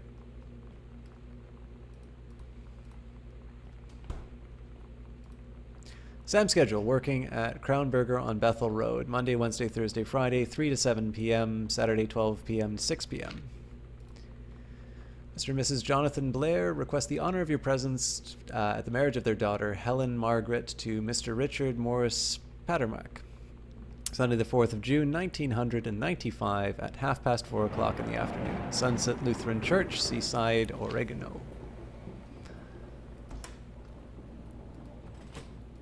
Wee. Wee. Oh. Ah, put it back. There we go. Wee. Wee. Wee. Whee.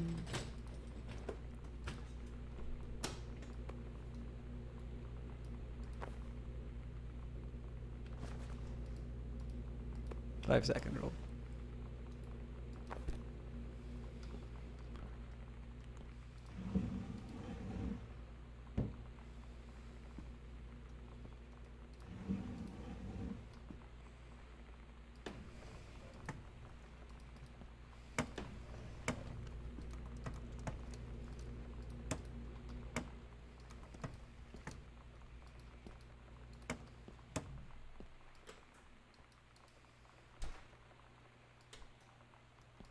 Is this another dishwasher?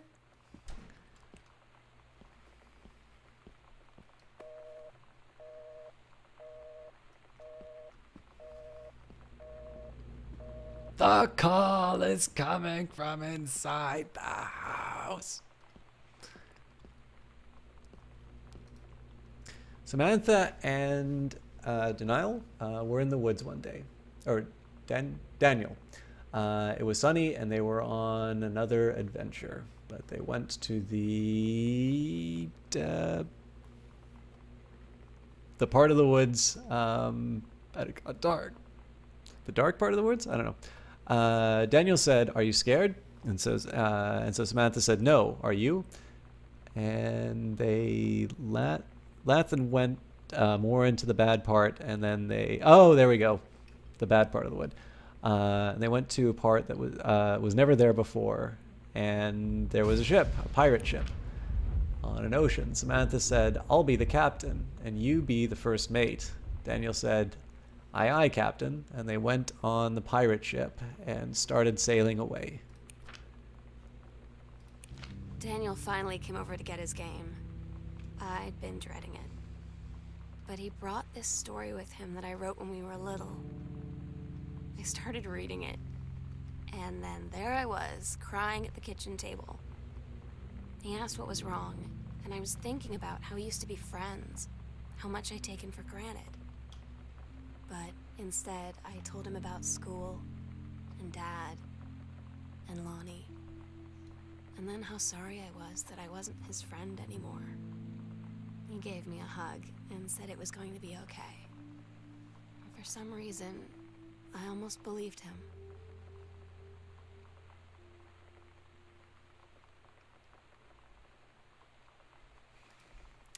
Congratulations on your new position, Bruce Pendleton, Head of Personnel, State Forestry Service. Dear Regional Conservation Director Greenbrier, having received your formal acceptance letter, I write to congratulate you on your new position as Regional Conservation Director of the State Forestry Service. We wish you luck in your final weeks at Flintlock National Forest. We very much look forward to welcoming you to your new desk at the State Forestry Office at 8 a.m. on May the 1st.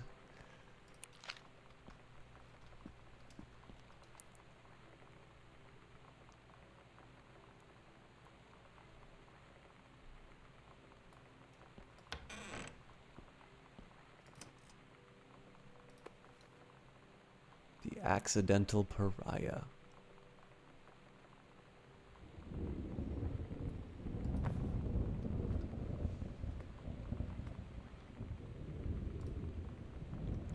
March 28th, 1995, Unknown Dimension Literature. Dear Mr. Greenbrier, first let me say that I hope this missive finds you well.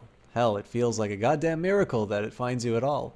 Do you know how long we've been trying to track you down? Worry not, we aren't the feds, Men in Black, or any other sort of creeping fascist hobgoblins. In fact, we're on your side. Let me start from the beginning. Unknown Dimension is what you might call a specialist publishing house. We traffic in the weird, the head of its times, the lost but not forgotten by a small but dedicated group of plugged-in bibliophiles type out there mass markets, shunning visionary expression that refuses to be taken on anything but its own terms. We've had an unparalleled run since our inception 4 years ago, unearthing and reviving Christ or Zombie Lake, timeless works such as Enan Vestman's Message of the Snake Men, It's Inside Me by Jane Keller, and Emil Krieger's oft-banned Venusian Flesh Traders. But ever since we discovered the tattered copies of your Accidental series at a church rummage sale in Long Beach, New Jersey, we've been trying to track down the author of this weird and dark American outsider art. It's just the kind of forgotten portal into the 20th century civilization's anxieties and delusions that our readers lose their minds over. James Bond and Harrison Ford might be the dick-swinging heroes that modern-day suburban America wants, but John Russell, mild-mannered insurance agent by day, reckless history-revising sociopath by night, is the twisted peacekeeper that it deserves. It is our mission to bring him back to life. Okay, so I've typed plenty. What do we want from you? We want your permission to reprint the work, since your original publisher, Mercury Books, folded a decade ago.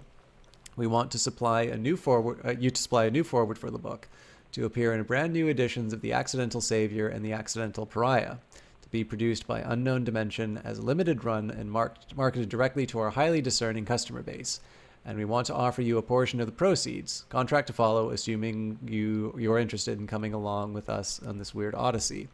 We look forward to embarking with you and to thrusting your work screaming back into the sweating palms of an unsuspecting American public. It's about time. Blast off.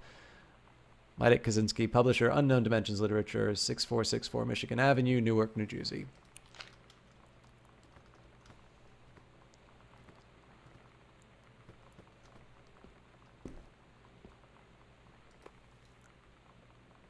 That's a hat, all right.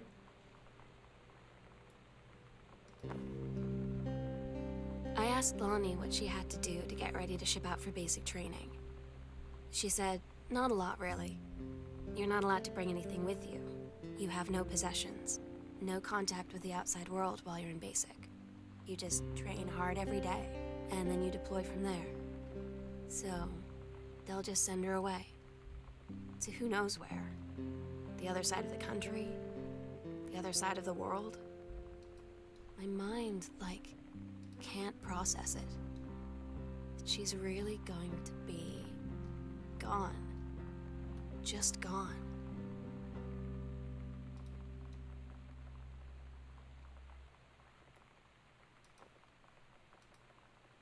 Lonnie, my parents are leaving town, so we'll have the run of the whole house till you leave. I imagine actually spending the night in my room instead of sneaking up to our usual spot in the attic. Not that the attic doesn't have its musty allure, but my bedroom is warmer. Sam, we should defile your parents' bed while they're gone. That'll show 'em. Lonnie, you're gross. Never change. Sam.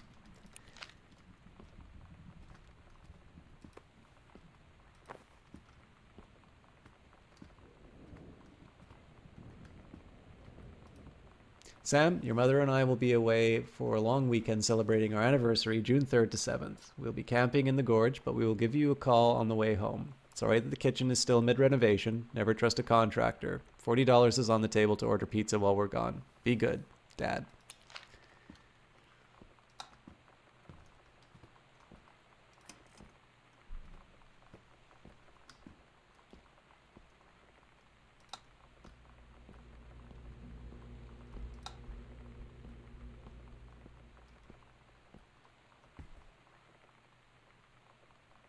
Oh. This seems to be in order.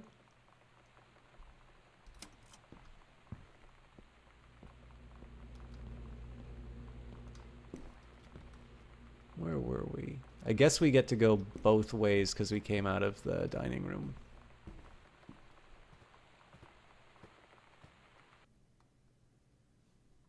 The game just tabbed out. That was exciting. Oh, hang on. I think I got turned around. Okay, so I've already been here.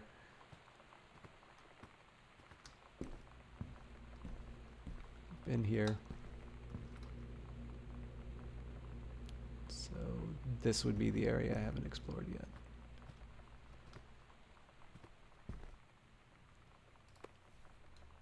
So this one from Barcelona. Well, now I've gone and done it.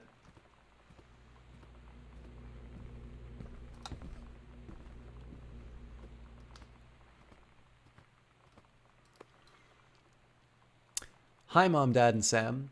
I have had a wonderful time on the beaches of Barcelona. Dad and Sam, I think you would like the Gaudi architecture. It is from a strange alien world.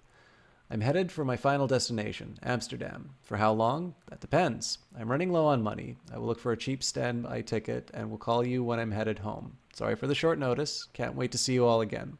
It'll be good to be home. Love, Katie. Booted Out, Girl Scout, last show ever.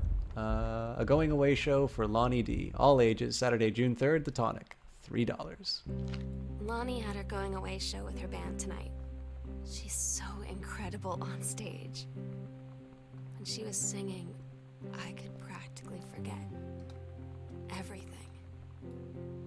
That we only had 48 hours left. That I don't know what comes next. That I can't live without her. Then she dedicated the last song to me. And I couldn't take it. I was out on the curb in the alley, sobbing till my ribs hurt. I would follow her anywhere, Katie. But I can't. Where she's going. After a long time, she found me. She said she was sorry. She said, I wish things could be different. I just wanted to make you happy. I said, I don't think you can anymore.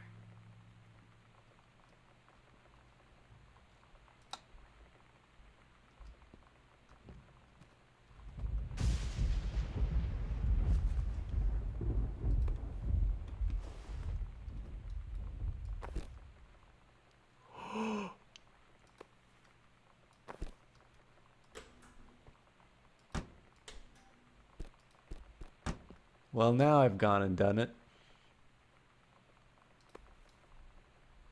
Yep, that's a softener, all right. Sam, I wish I knew how to explain it better. The army is the thing I grew up with. It's part of me. My dad's army friends are like a family. I've always known it was where I'd end up. I never thought of it any other way. I wish things could be different. Maybe someday when I'm settled at a base and you're done with college and you're a famous writer, I can rebuild a tank engine with my eyes closed. Things will be different and we can be together. Until then, L.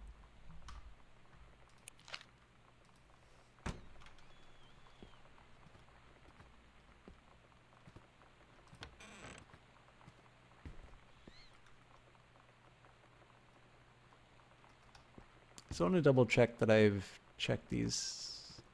I feel like I've gotten turned around a little bit. Okay, so there's nothing else for me to check here, unless I was...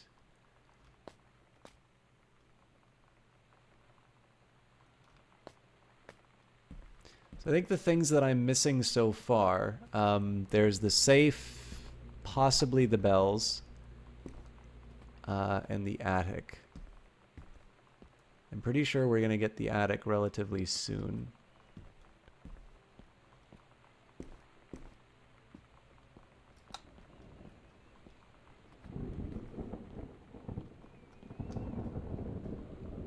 Hey, Phantom Klepto, how are you doing?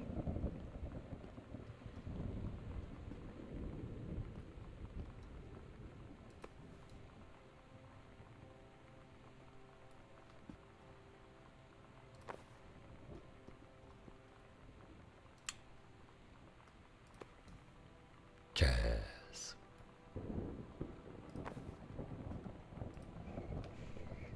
From the pen of Terence Greenbrier. Dear Kaz, I can't tell you what a joy it is to see John Russell back in print.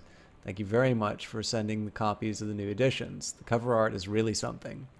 I know you said that Unknown Dimension isn't in the business of printing new material, but this revived interest in the work has brought on a wave of inspiration, resulting in a manuscript that completes John Russell's journey, which I think you may find intriguing.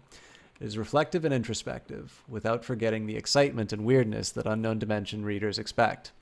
I hope this might be an exciting new direction for Unknown Dimensions to pursue. At the very least, I am grateful that John Russell's adventures didn't come to an end quite as I thought they had. My thanks and regards, Terence Greenbrier.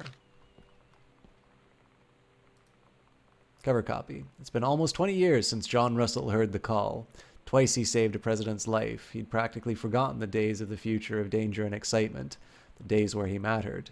So when that familiar rip in time opens in front of him and his handlers peer out, he doesn't hesitate. Is the president in danger? No. The life you save this time will be your own. The accidental human. So exciting.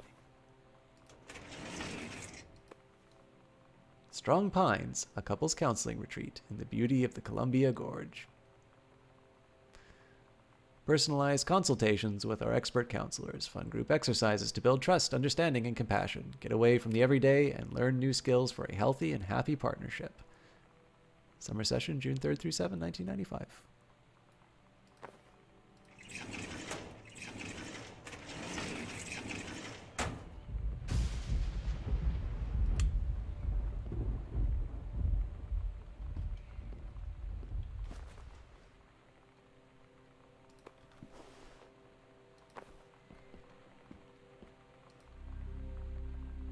Where we'll do it. Secret door under the stairs of the foyer. Midnight, June 5th. Final preparations are complete. We agreed our last night together would be our happiest ever. And we'd forget tomorrow was going to come at all. It worked for a while. We had a good time seeing Oscar off. I Then really ran like the up to lighting in attic these to look through our areas. photos, to find one for Lonnie to take with her. And looking at them, I realized they were all in the past. And there wouldn't be any more. I didn't know what I was going to do. And I cried. And she held me. She said she knew it was hard, but life would move on. I said I didn't want my life to keep moving without her. That's when she cried too. I was so exhausted. I must have fallen asleep like that, in her arms. In the morning, I woke up, and I was finally alone.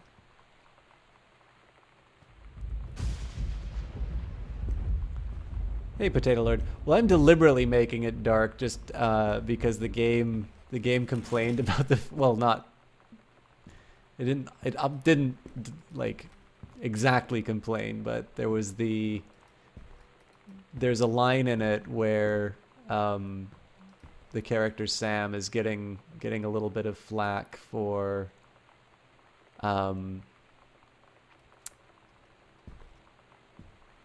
leaving all the lights on. So I decided to be a bit of an ass and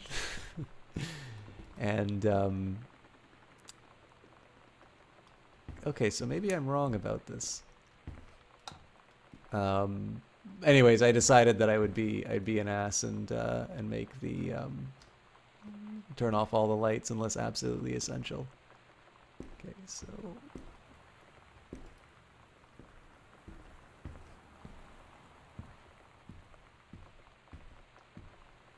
well, if there's a way through that door, I don't know where. So let's go back down and we will open up the other secret passage, which would be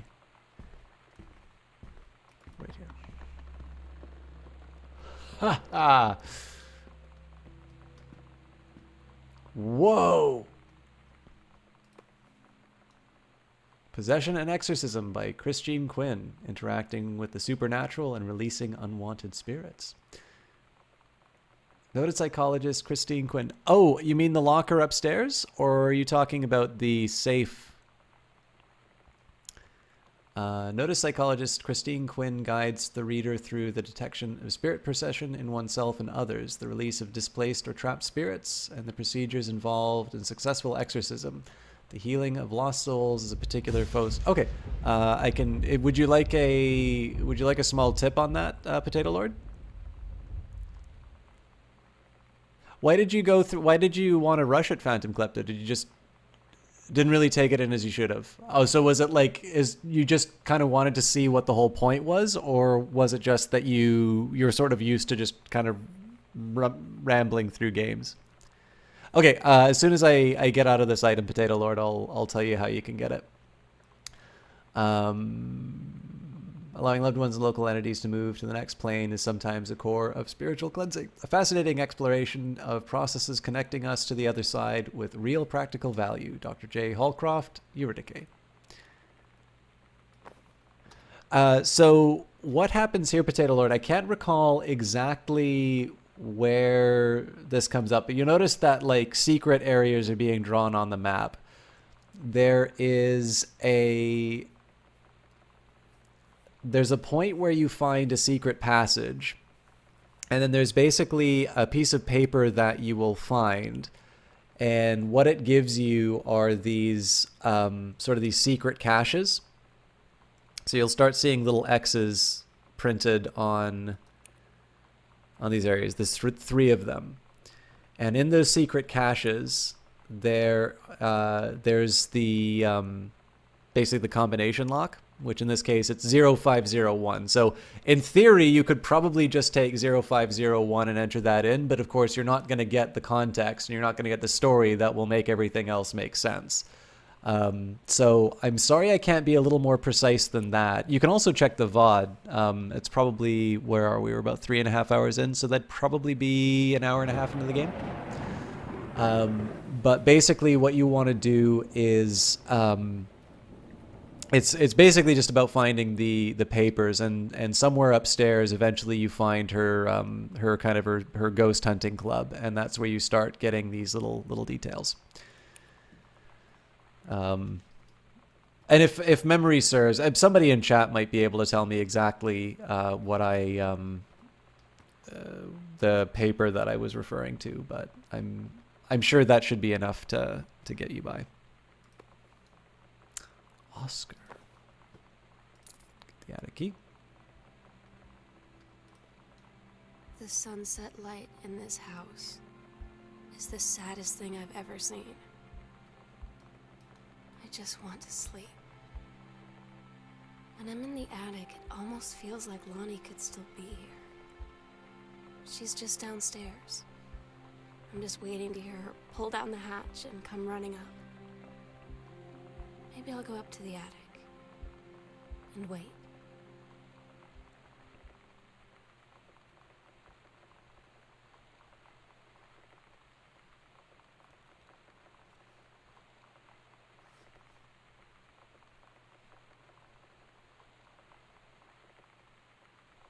Sorry guys, just a sec.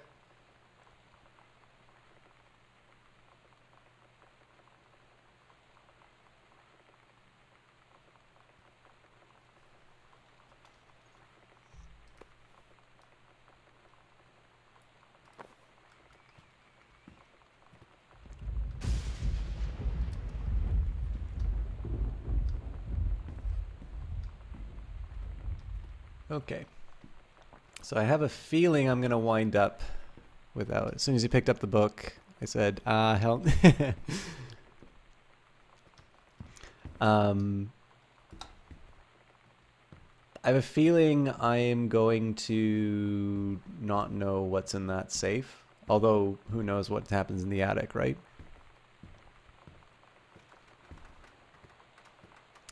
Oh, sorry. I think it may have been your first game like this. You looked up reviews and was misled as to what type of game it actually was. Also, long time to stop by. Your apologies. Been a few months. Yeah, not a problem at all, Phantom Klepto. I don't take attendance. I always assume that. I mean, actually, I'll be honest with this. I noticed there were a couple people who were here at sort of the very start of the stream who don't visit anymore, and I don't think that's a terrible thing. Obviously, it's always disappointing. So it's, you know, as a streamer, you always want more people watching if you can. You'd like to have as many people as possible watch your stuff. But I also understand that people change. And that means me. That also means other people. It can mean that they have other priorities. They don't watch Twitch anymore. Maybe they watch Twitch, but they prefer other things. They don't like the way that I broadcast. You know, I'm not entirely sure I've stayed consistent in the way that I broadcast. So it's, you know, it's sometimes disappointing when like the really long-standing ones go, but it's, you know, there's always been new people to stop by, and it's also really nice when people haven't been around for a while and then they're back, because it's nice where you sort of know it's like, oh yeah, it was just life came by. I mean, as we were talking about at the start, you know, I had to take Wednesday off so that I could do a meetup, you know, and you know, life happens. I don't think anybody really expects a perfect track record unless, you know, you do it professionally. And even then, most professionals do take time off, so.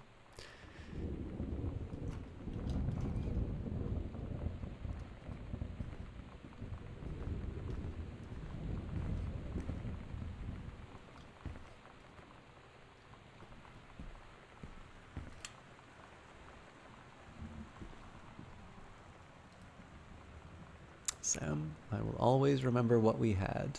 I love you, Lonnie. Stay strong, kick ass. Oh my god.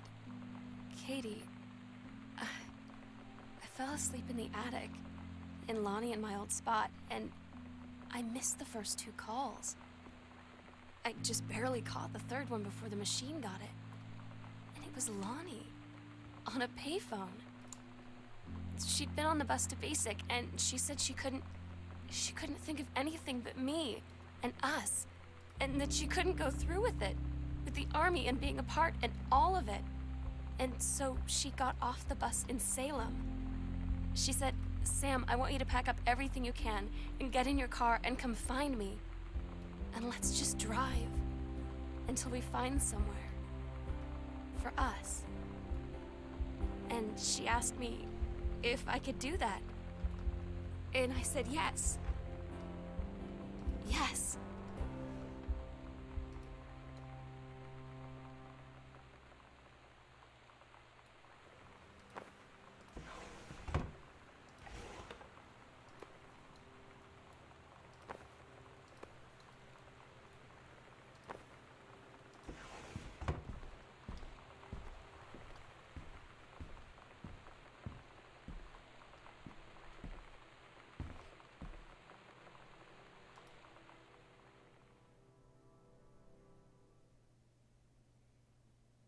Katie, I'm so sorry that I can't be there to see you in person, that I can't tell you all this myself. But I hope as you read this journal and you think back, that you'll understand why I had to do what I did. And that you won't be sad, and you won't hate me, and you'll just know that I am where I need to be. I love you so much, Katie. I'll see you again, someday. Love, Sam.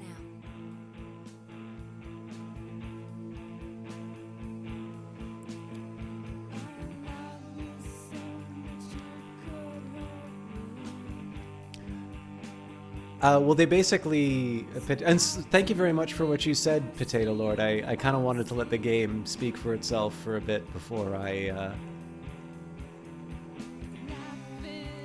wrapped it up. Yeah, I'm trying to remember where you came in from, but I always appreciate it. I do try to do, I don't know, things that interest me, but also things that potentially people miss. I like that story quite a bit. So, I mean, I suppose they're gone just because they didn't really see a future in... So I guess the idea here would be that Lonnie had defined herself so much through this idea of going off to the army that any other alternative would be a life that she makes with Sam, and that it can't be sort of had in, you know, in their home environment. I mean, obviously Sam's parents are not supportive of the relationship. And I also suspect, too, that when you're looking for a clean break, you probably want to make something where you can. Oh, this is interesting. Manveer Hare is one of the people on Mass Effect 3 and Andromeda. I'm just sorry I didn't get to see the rest of the special thanks. Incidentally, guys, what did you guys think of this? I had some thoughts, but...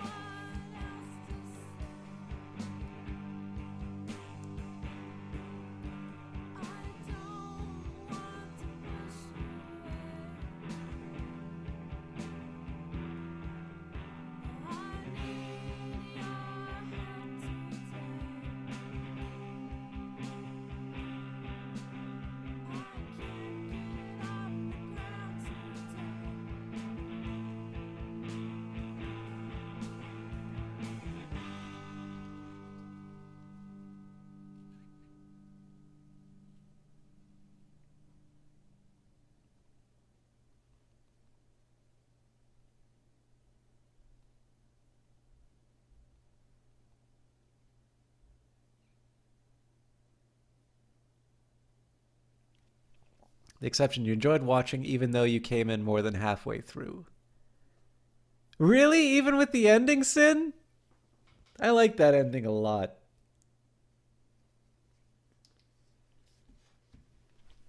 Yeah, so guys, first of all, here's some ways that you can play this game for yourselves.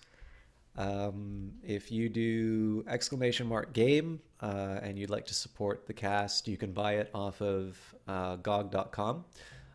It isn't currently on sale, so if you were wanting to get it at a discount, you can add it to your wish list. If you use the affiliate link, I do get a portion of the purchase. I will also let you know, some of you may be subscribed to the Humble Monthly Bundle. Now, the Humble Monthly Bundle has the Humble Trove, which will include this game as a DRM-free copy as well. So if you are subscribed to that, you actually already have a copy of this game, which you may not be aware of. I'm going to talk about the game a little bit myself, and then I think we can wrap it up for the evening. I'm glad that I think most people really enjoyed it. I was thinking a little bit over the past few months. So there's a couple things that I've been thinking about. That's a stream, all right. I'm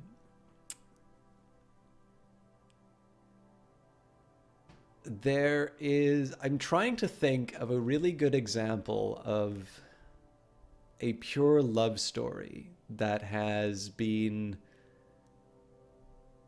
like just generally regarded as a good story. A lot of the times it seems like a lot of love stories now become about how horrible people can be to each other. So for instance, I really like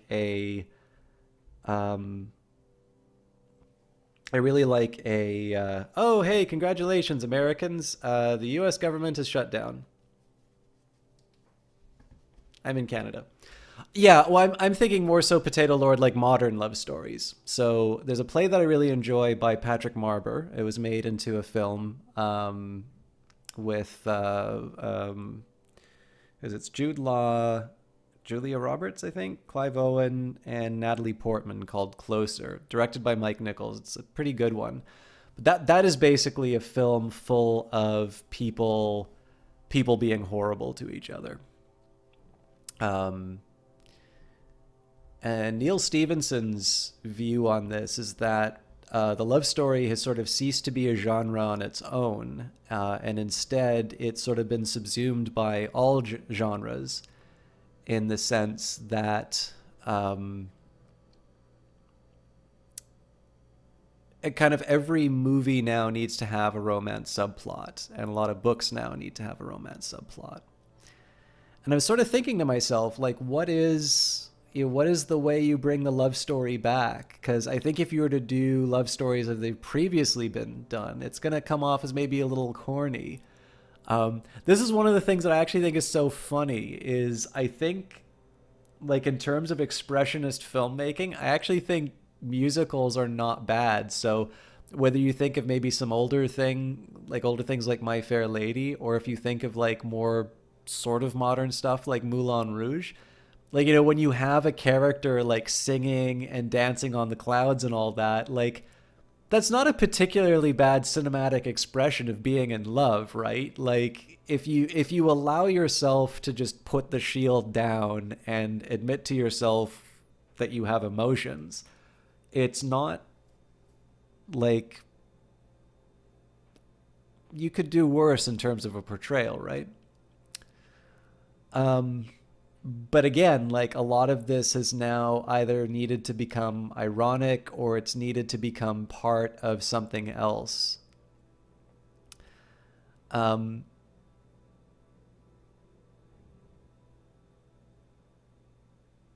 it's not a joke, Potato. Like, it's I guess it's the continuing resolution they were looking to pass, but the deadline for that resolution has passed, so the government is currently in a shutdown. I have no idea whether or not anybody expected that or not, but I just got a news alert. Her story about the captain reminded you of your teens when you wrote stories about the crushes you had in fantastical situations and then you hid them away out of embarrassment. That's really cool, Eyes of Sin. I'm assuming that that came from a personal experience in terms of one of the writers or something like that.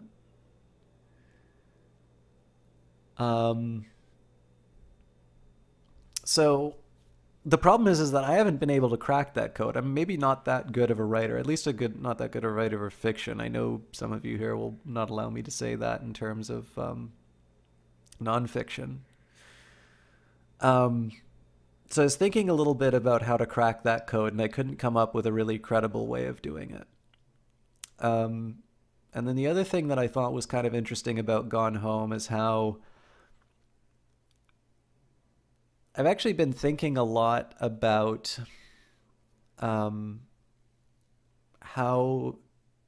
what are unique ways that games can tell their stories. So you guys have probably heard me rant about this one more than a couple of times. I'm sorry if you guys have to listen to this again, but I think it's a good starting place. So if you think about the Naughty Dog games are probably some of the best examples of cinematic storytelling in games. And this is a double-edged sword because I think, one of my old profs from school really liked The Last of Us, and I really enjoyed Jesse Quill's playthrough of The Last of Us. But what's really important to remember here is that The Last of Us takes all the really interesting choices away from you. What that game lets you do is it lets you shoot enemies and it lets you hide from the zombies. Or whatever the name they give them is. I haven't played the game personally. But basically, you get all the mechanics of the action game and decisions like whether or not, I'll try and keep... I mean, the game's old enough that I think kind of you're past the statute of limitations in terms of whether or not you can talk about what happens at the end of the game. But there's a major moral decision that the main character needs to make at the end. And because it's a cinematic style game, that is relegated to a cutscene. Your decisions will always be how you engage enemies, whether you do so through stealth or through violence. And in some ways, that's almost a missed opportunity because I guess if the best that games can hope for is to become sort of ape cinematic conventions, then movies are always going to win on their home ground, especially because movies are able to have a lot more control over pacing, whereas games, there's a degree of interactivity. So you have other examples of stories that are being told. And you can say, actually, the next step that you can take from this is you can say that if you've got a big budget, you do a cinematic game like Naughty Dog. And if you're low budget, you open up Twine or something like that. And you basically make something that's like a novel in a game. And again, this isn't to say that you can't have good stories told in this environment. But for some of these games that are, that don't have the benefit of... a AAA design team and good, good art direction and, and a large budget, they almost kind of get reduced to choose your own adventure novels on a computer, or something like a visual novel, right? Where, you've got, some fun anime or you've got, cheeky jokes or something like that. But in the end, so much of that experience is left down to the reading, and the interactivity is about the same interactivity that you get in a choose your own adventure book, which is, you pick path A rather than path B, and you sort of carry along the line. And again, that's not to say that you can't tell a good story in that, but it's sort of hard to say that that's a style of game, or a style of story that's unique to gaming. What I thought was really interesting about Gone Home, in some senses, yeah, not a problem at all, Potato Lord. I'm pretty much wrapping up now anyway, so have a great evening, and we will catch you next time. The thing that I think is interesting about Gone Home, so one of the things in one sense is a little bit of a mystery, right? You're picking up the clues. You're able to experience this story on your own terms, at your own pace. Now, I guess one thing is that the story is going to be the same no matter what, right? Like if you want to say, is this a linear story? It almost certainly is. You can go, you can check back in your backpack. Obviously, there's a lot of the thing that's really interesting here is less that the main story is a linear one, so much as how much goes sort of unspoken. So you have this subplot of, potential infidelity on the part of the wife. You've got, a strained marriage because of the retreat. You've just got so many things that are going on. You've got this whole idea about, Katie, the person who's returning home after the trip to Europe. You yourself, you learn quite a bit about yourself as the character that you're playing in the game. So those are all interesting things. And obviously you can build this world yourself. But the main story, the story about Sam and Lonnie, I thought was a really interesting one, especially because it takes you down a few paths. It's a quite an emotional story on its own, and it obviously builds to this big climax of that last night together. And then you have, I wonder if I can get back to the start of the game. You get that original experience of the messages. Let's find it.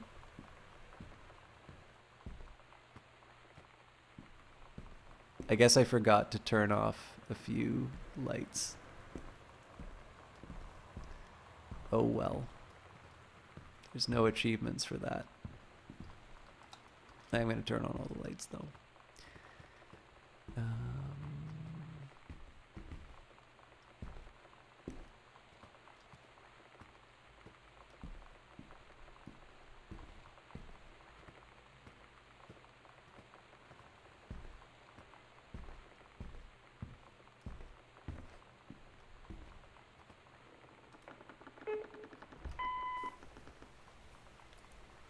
Sam. Sam. Hello.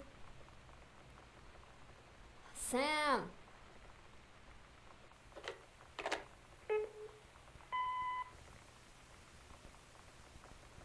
Sam, where are you? Really? I need to talk to you.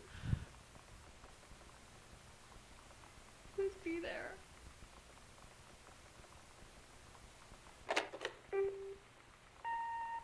Hi, Mom. So I got my ticket home from Europe. I get back on June 6th, but it's a really late flight because that was the cheapest, so it gets in at midnight.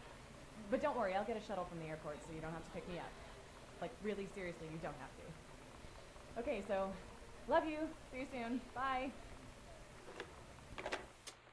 So you hear this, you're starting off with a message from your sister, saying that they don't want anyone to know what's happened. And you're in a dark house. There's nobody there. So it's like, I have no idea what I'm in store for. It's almost like there is a horror story that's about to start. And you're not only left with that, but it's entirely possible that you have forgotten about those messages by the very end. So that when you arrive at the attic,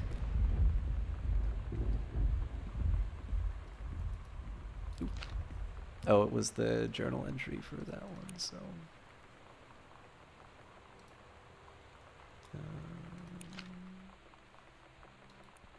Where are you? No, no. Sometimes you just have to lie to Mom and Dad. Like when Lonnie asked me. Oh my God. Katie. I fell asleep in the attic. And Lonnie in my old spot, and I missed the first 2 calls. I just barely caught the third one before the machine got it. And it was Lonnie. On a payphone. She'd been on the bus to Basic, and she said she couldn't think of anything but me and us. And that she couldn't go through with it. With the army and being apart and all of it. And so she got off the bus in Salem.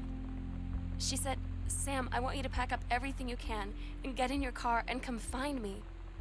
And let's just drive until we find somewhere. For us. and she asked me if I could do that. And I said yes. Yes. And then you have obviously the ending, where you have the big reveal, kind of that you've been going through the house to learn about basically what happened. I mean, that's kind of interesting on its own, right? Because clearly in this game, these journals are sort of appearing out of nowhere. And so the entire possibility is, having read this journal, you're kind of going through the house, sort of reliving these moments and sort of piecing it together yourself. I'm not entirely sure whether or not that's the intention or not, and it doesn't really matter. But I particularly like it, especially because, again, like I was saying, it's hard not to make just a really cynical love story nowadays. And I think there are some specific reasons for that, both in terms of where we are as a culture, in terms of kind of what we expect in terms of narratives.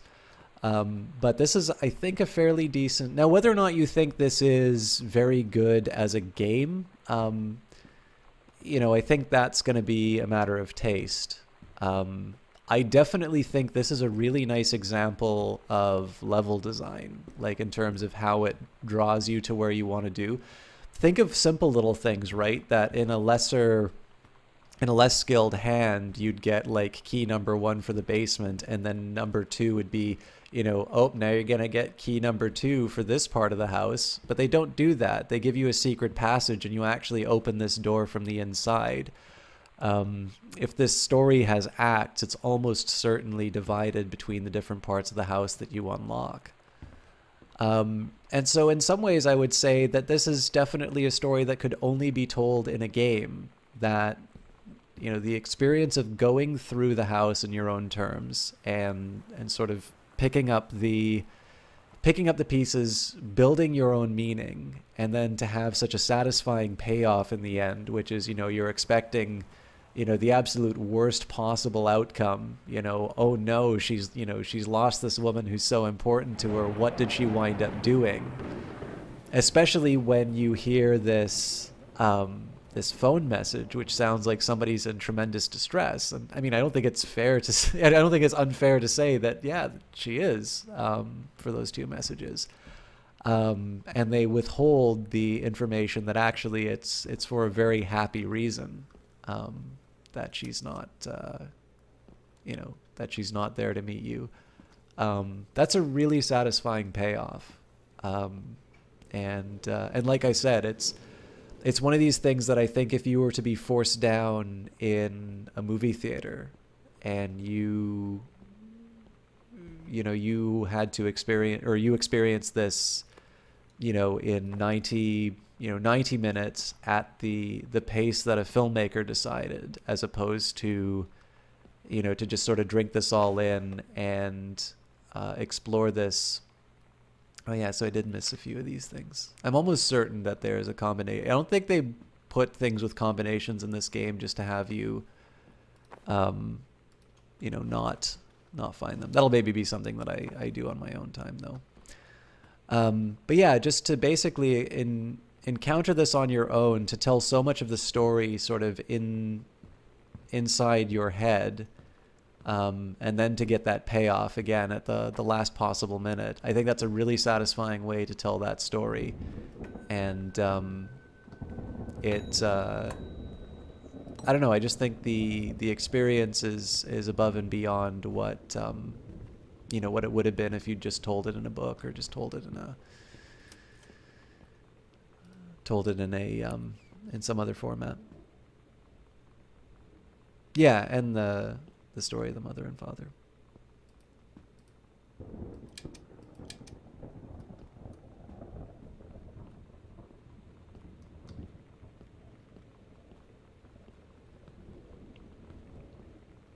I'm not sure that... So I know what you're saying there, T. Clark, but I'm not 100% sure whether or not that applies when you're on your way to basic training.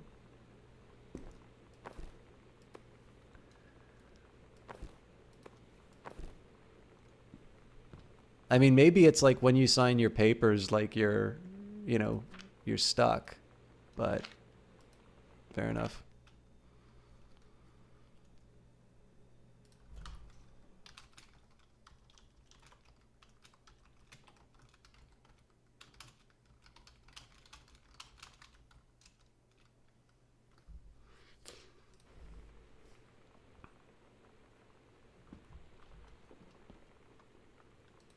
Anyways, I think I am done. So let's find somebody to host.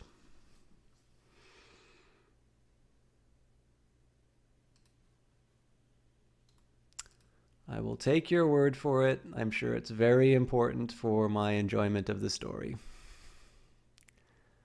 Let's host Kilgore Trout.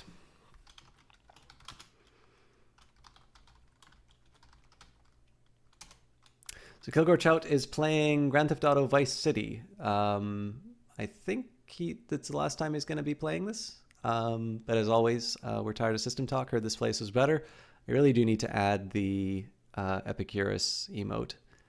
But I quite like Kilgore. He's a member of the GOG stream team. Obviously, Grand Theft Auto is not available on GOG. So usually the way that he's divided it now is that he'll usually do sort of the classic stuff that either he enjoyed playing when they sort of got first released, or just generally things that you can't find on GOG. Usually it's the original copy of the game that he's playing. He'll do that on his own page, and then when he's on GOG, he'll do some of the things that are available. As for me, I'll probably be back on Monday. I'll see if I can do something over the weekend, but I really feel like I need to catch up on a lot of the reading and that I've been neglecting. So one way or the other, thank you very much for watching, and we will see you next time. Have a good night, guys.